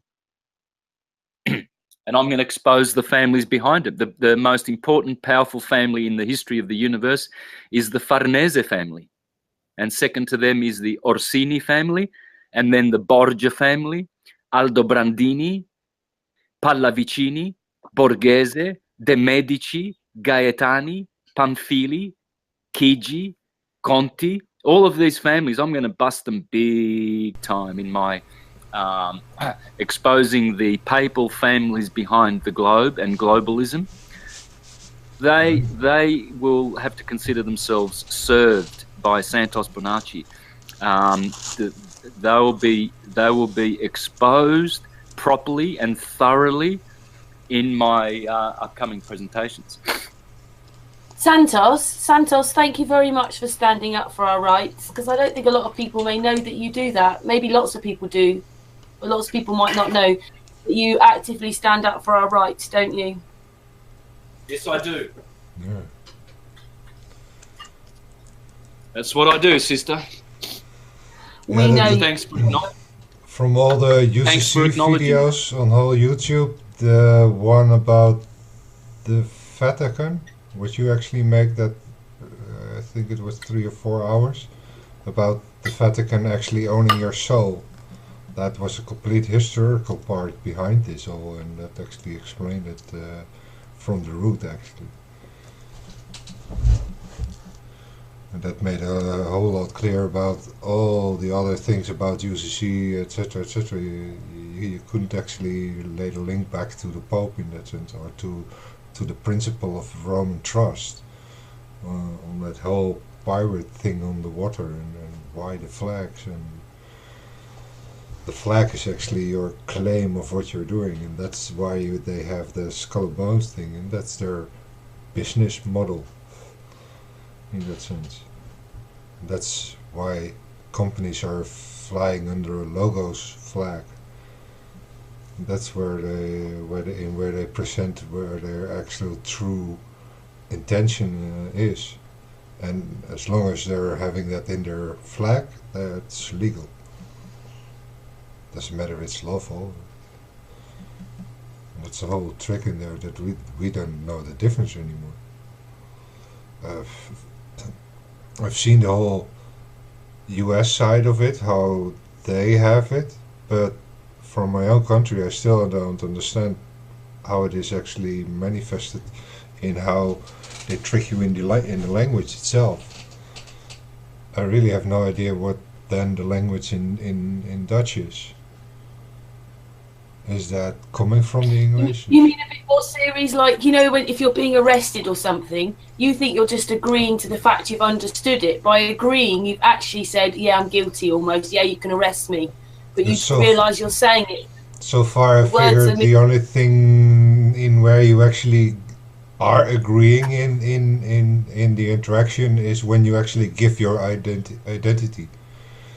And that is the moment you are actually signing your name under the contract of the interaction of the service. In that sense. Yeah, and just don't accept any service by giving your name. In that sense. Yeah, I just wanted to repeat it back to Santos that maybe when you go and look up your name, you might come across all your astrology and etc., etc. But a lot of people may not know that you actively. I was watching one when you were outside a court. Do you want to explain a little bit about that, Santos?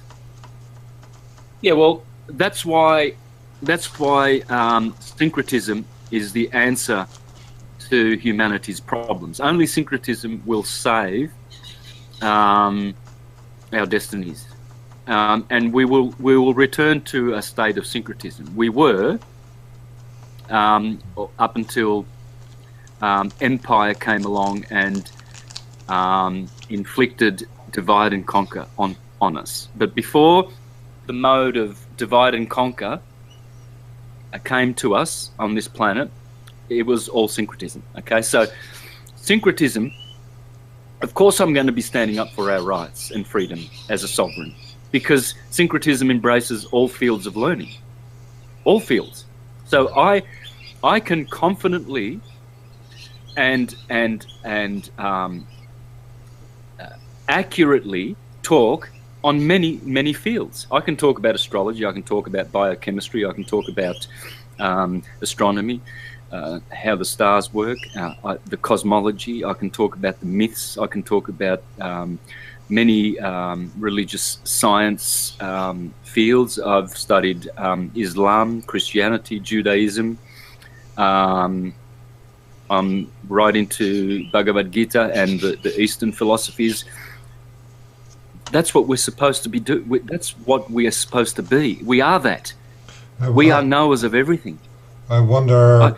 I can do music. I wonder what your Mayan Tzolk'in calendar sign actually is, because on that particular name you can also find their astrological description of it. And then I wonder what that particular job is, what you came to do in life. In a sense, it tells that a bit. Yeah. If someone can find out, that would be good. Wow. I can find out. The thing is, I think as well, Santos, Ceres has the same thing. When you try to explain something, you can't just explain it in 5 minutes. And because there's like a puzzle anyway, it's just so difficult to explain to people in 5 minutes. Yes. That's right. So, we need less. The point I was making there was about syncretism, that syncretism is all-knowing and it has all benefits. This is why many people around the world are flocking to syncretism from all over the world. It's phenomenally growing and expanding. And the reason being is because there are only benefits in it. There's so many healing modalities. Here we have the best diet. It's vegetarian. Here we have the best philosophies. Here we have the best sciences, astrology, alchemy, all of the great ascending sciences. Syncretism has everything. When you embrace syncretism, you are embracing a life of benefits. As for all of these pseudoscientists and half-truthers out there who are upside down spinning on globes, you know, when you listen to them after 10 minutes, you realise you only have to listen to them for 5 minutes. Yeah. And you'll hear that they are deluded and that they've got nothing of benefit to you. For instance, you know, someone like someone who, like a Richard Hoagland. I mean, how much can you benefit from that upside down globetard? All he talks about is his photos of the moon. So, yeah, there are some radio stations like George Norrie, whatever his name is, that idiot, who interviews... Sorry, in between, your birth date? Yeah, and Art Bell and all of these I need your birth upside date. down Masons. Your birth date. Masons. They've always got... Huh? I need your birth date for the calendar. 24th of March. 24... Of March 1963. 63. Good. Oh my goodness, So- another 63. Yeah, I had a hangout another- the other day that we were all 1963, and you're the same year as me, Santos. Yeah. A white electric dog. So what I was saying about your Richard Hoagland's, what benefit are you going to get from listening to someone like that? I could name a whole bunch of other half-truthers that are upside down. They have absolutely zilch benefit to all of their, you know, farting in the air that they do when they talk. You know, that's all they're doing. They're just farting in the air, and there's no benefit. With syncretism, every single thing of it is benefits. From learning how to save your seed so that you can ascend, from learning how to use herbs and cell salts to heal, all the healing modalities like solar modalities, solar healing, grounding, earthing, chanting, mudras, meditation, yoga. Syncretism has everything, and all the rest, the upside down ones in particular, have got nothing of benefit. Absolutely nothing. Why would you go to them? All you're doing is filling your head up with empty farts of their voice. They just love to hear themselves talking over and over again about the same old... Santos, one moment. Oliver's going to leave now. Oliver, do you want to say goodbye? Yeah, it was nice Y'all have talking to you guys. So you'll come back in a month's time and have another hangout like this. Yeah, sure. Brilliant, Oliver. Thank you so much for your time. Okay, thank you all. See you soon. Have a good night. See you. Bye. Please You carry must on, Santos. Well, this is the thing, Karen. I get a little bit zealous, I guess, when I'm speaking about syncretism, how beautiful it is, and how much time we are wasting listening to all of these fools and idiots who call themselves alternative media and teachers. They're just empty-headed, and all their words are empty. There's no benefit to them. So I say to people, as much as you can, get into the astrotheology presentations that I've done, the syncretism. Get on my channel, Mr. Astrotheology, and share it with people and watch the presentations. Don't watch one of them or two of them and think you know everything about syncretism. You have to watch every single one of them, and not just once. And there's hundreds and hundreds of presentations. I say to people, blessed are the ones who know syncretism, and how sad it is for people. How sad it is for people not to know syncretism. I feel sorry for people. Presentations. I just feel so sorry for these people. Sorry, because they will be forever learning and never coming to an accurate knowledge of truth. Possibly. Because syncretism and the sine wave teaches you how to know, how to think, not what to think. You can think everything you want after you know the sine wave and the ecliptic and syncretism. There's nothing you cannot think. There's nothing you cannot do. The power you will have will be unlimited, because your mind will be free, unshackled. It will be freed up. But you need to know the key to do this. And the key is the sine wave, the ecliptic. And as far as I know, I mean, I've seen other people teach it, but they're only, copying my presentations. So if you really want to know syncretism properly, I would start at my channel first. And then you will see how the sine wave merges all the philosophies, all the religious sciences of history, all the fields of learning. They're all unified and interconnected through the sine wave. Once you understand the wave and the universe, how it is a wave form, then you will understand the secret of all things. It is easy to know everything. It's easy to know how the universe works because we have the secrets, we have the keys. All is atum. Man is the measure of the universe, as above, so below. Those are the three expressions you need. Man is the measure of the universe because everything is in the shape of a man. A man is a torus, torso. And in the center is the heart, the core, the cur, the cardiac. Okay, so core is the apple core. So the apples of Eve, the fruit of sin, is the fruit of experience. The fact that we are living in these apples, torsos, with cores, which are our hearts, and we're living in them, in the temporospatial world, the temporal world, the conditioned world. That is the sin of Adam and Eve. And so that is the model of all things. That is what the Egyptians referred to when they said all is atum. All is atomic and all is torus fields. The sun is a torus field, the earth is a torus field, you are a torus field, all atoms that exist are torus fields, so is the universe. So we don't have to argue. We don't have to argue about the shape of the universe. It's easy. It's easy. It's the shape of a man.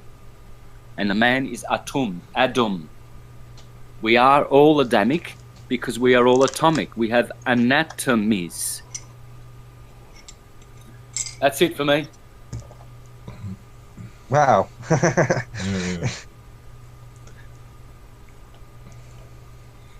Yeah, sorry, some of those rants, I know they're a little bit long and I know they're heavy, but as someone said earlier, you just can't explain things in 2 minutes. Yeah. You need 10 minutes to warm up, you need 10 minutes. Well, just as, I mean, I don't know whether this is going off the subject a bit, but I've been kind of interested in whether duality is a trick, basically. And I'm going down more of a singular route myself, and it's like when people say light and dark are opposites. I don't agree. I think that darkness is just the absence of light. It's not actually the opposite of light, so you're losing out on duality from a base kind of start there. True. I'm just wondering what your opinion on that is.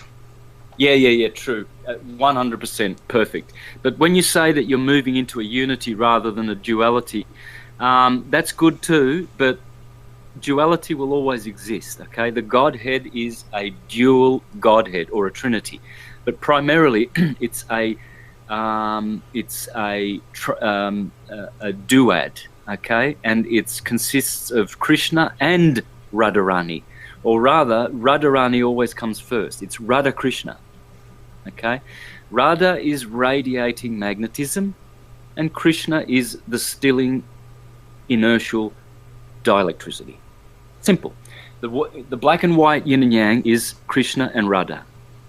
Radha is white and black is Krishna. Krishna is always black, okay? And Radha is always golden or white. Well, the golden white light of the sun is Radharani, and the black light of Saturn, Kronos, Krishna, is the other light that you're talking about. This duality will always exist. It will never cease. But unity is superior to it because it is prior to it. And in unity there is only the ever-present now, okay? Because now is an anagram for one, which is unity, okay? The letter one, O-N, now, backwards. is unity, okay? And it precedes duality, but they are forever conjugate, okay? You'll never make a world of only unity where there's no duality. That will never happen. It's always one, but with difference. The universe will always be one with difference. So Krishna is diversified in all of his expansions. We are expansions of Krishna. Okay? Cheese comes from milk. Butter comes from milk. Curd comes from milk. Whey comes from milk. Custard comes from milk. Ghee comes from milk. Yogurt and ice cream. All of those modalities, they're all expansions of milk. Okay? So duality, the duality you're talking about, which you tend to rightfully put a stigma to, that's the red and blue duality. And that now consists of a third component to the Trinity Godhead. So that's now Radha, Krishna, and Balaram. L is electricity. Okay? Whereas Ra and Krishna is Ra-L. So first we've got Krishna is, and then he's white light, he's black light, she is white light, and this is the Godhead, the duality Godhead. Radharani is Ra, and then Balaram, the brother of Krishna, or the son in Osiris, Horus, and Isis Trinity, and all the other trinities. There's many derivations of this, but it's all the same thing. Dielectricity is black light, Krishna is. Magnetism is white light, Radharani, Ra. And electricity produces the temporal dualistic world. Okay, that's the negative one, because that's red and blue. That's the wave world, not the pulse world of black and white. Red and blue is the wave. Red and blue is the child, the only begotten son of the Godhead. You see, this is where Jesus is the only begotten son of God, because Jesus is Emmanuel, electricity. And so Balarama, Baal, the bell, the beautiful God of the material world, that's the duality that is negative, because that is good and evil. Okay, that is polarized. And the reason why it's negative is... It sounds like it's separated in duality instead of taken together as a joint dance between the... Yes, it's a transverse duality. Remember, the Hertzian wave is the transverse wave. The longitudinal scalar standing Tesla wave is a pulse wave. It's not a wave. It's a pulse, and we shouldn't probably even be calling it a wave. It's just a pulse, and and in the pulse is compression and rarefaction. Yeah. Okay, and within and without compression and rarefaction is the wave, the spiral, the rotating field. It is inferior to the pulse. That's why that duality is considered to be negative, but it's not. It's negative and positive. But the reason why it would be give us motive or incentive to leave it would be to be in a superior state, which is the unity state of consciousness. And so that is our true nature, Sat Chit Ananda, bliss, consciousness, and existence. And so, but they are forever conjugate. There's no way you can separate them, okay? So we will always be one, God, and we will always be different to God. And that's how it is. Excellent.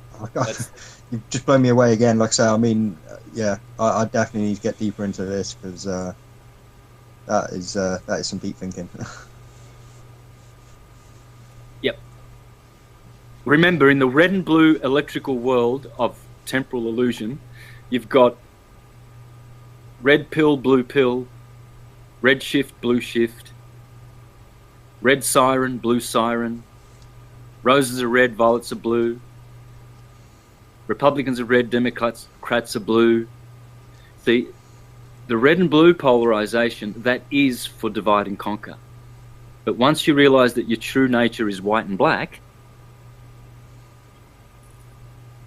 then you can play with the red and blue world properly. Okay, you can be the master, like St. George who slew the dragon. You've got to kill that dragon. You've got to kill the red and blue dragon. You see, the dragons are always red, aren't they? Red fire. Yeah, it's always red and blue. That world of roses are red, violets are blue. You know, and polarization. Red. Yeah, hot tap red, cold tap blue. Hot and cold. You know, blue and red. Yeah. We put our little boys in blue. The colour for boys is blue, which is wrong. It should be the other way around. And the colour for girls is what? Pink, red. Okay, so the little girlies get pink, they get all redded up, and the boys get blue. Well, we'll see. First of all, that's true. It's also true that the male is blue because Krishna is blue and Radharani is red, right?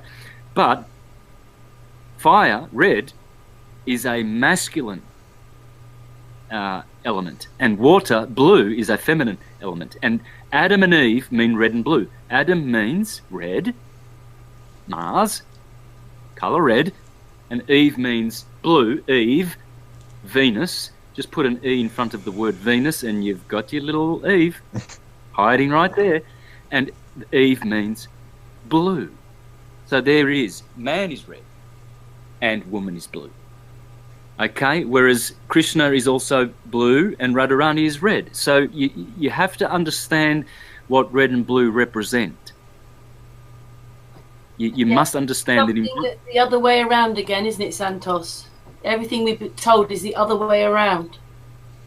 Well, if you want red to be feminine and blue to be masculine, then you are using red earth and blue sky, which is air.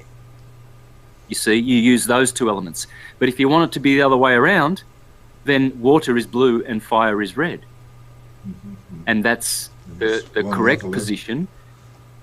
Yeah, you see, but now you're using fire and water. So whether you use the fire, water, red and blue, or the earth, air, red and blue, which flip over the genders, the polarity, it doesn't matter. It doesn't matter because we all have red blood and blue blood in us. Who are the red bloods and who are the blue bloods? Well, supposedly the blue bloods are to rule over the red bloods, right? So this is how the Jews were to rule over the Goy.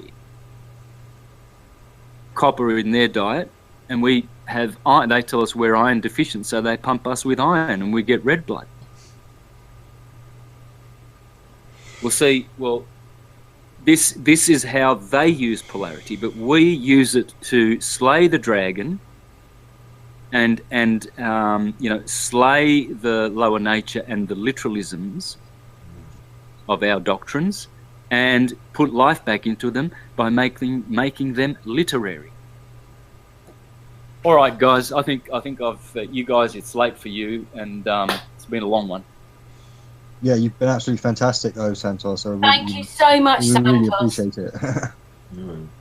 Yeah, my pleasure. Anytime. Will you come back in a month's time, like the others said? Yeah, for sure. And my pleasure. And can we arrange this week that hangout with Matt? Yeah, for sure. Oh, Richard. Yeah. I thought that was done though. Wasn't that done last week? We didn't have it, Santos, because you weren't there. Yeah, we used to. Yeah. There you go. Right. Well, we did talk to each other for a while, but I didn't record it or go live or anything because you weren't there, and it was Matt wanting to talk to you. Oh, gotcha. All right. All right, guys. Thank you, Santos. I'll come back for a second. All the best. Bye then.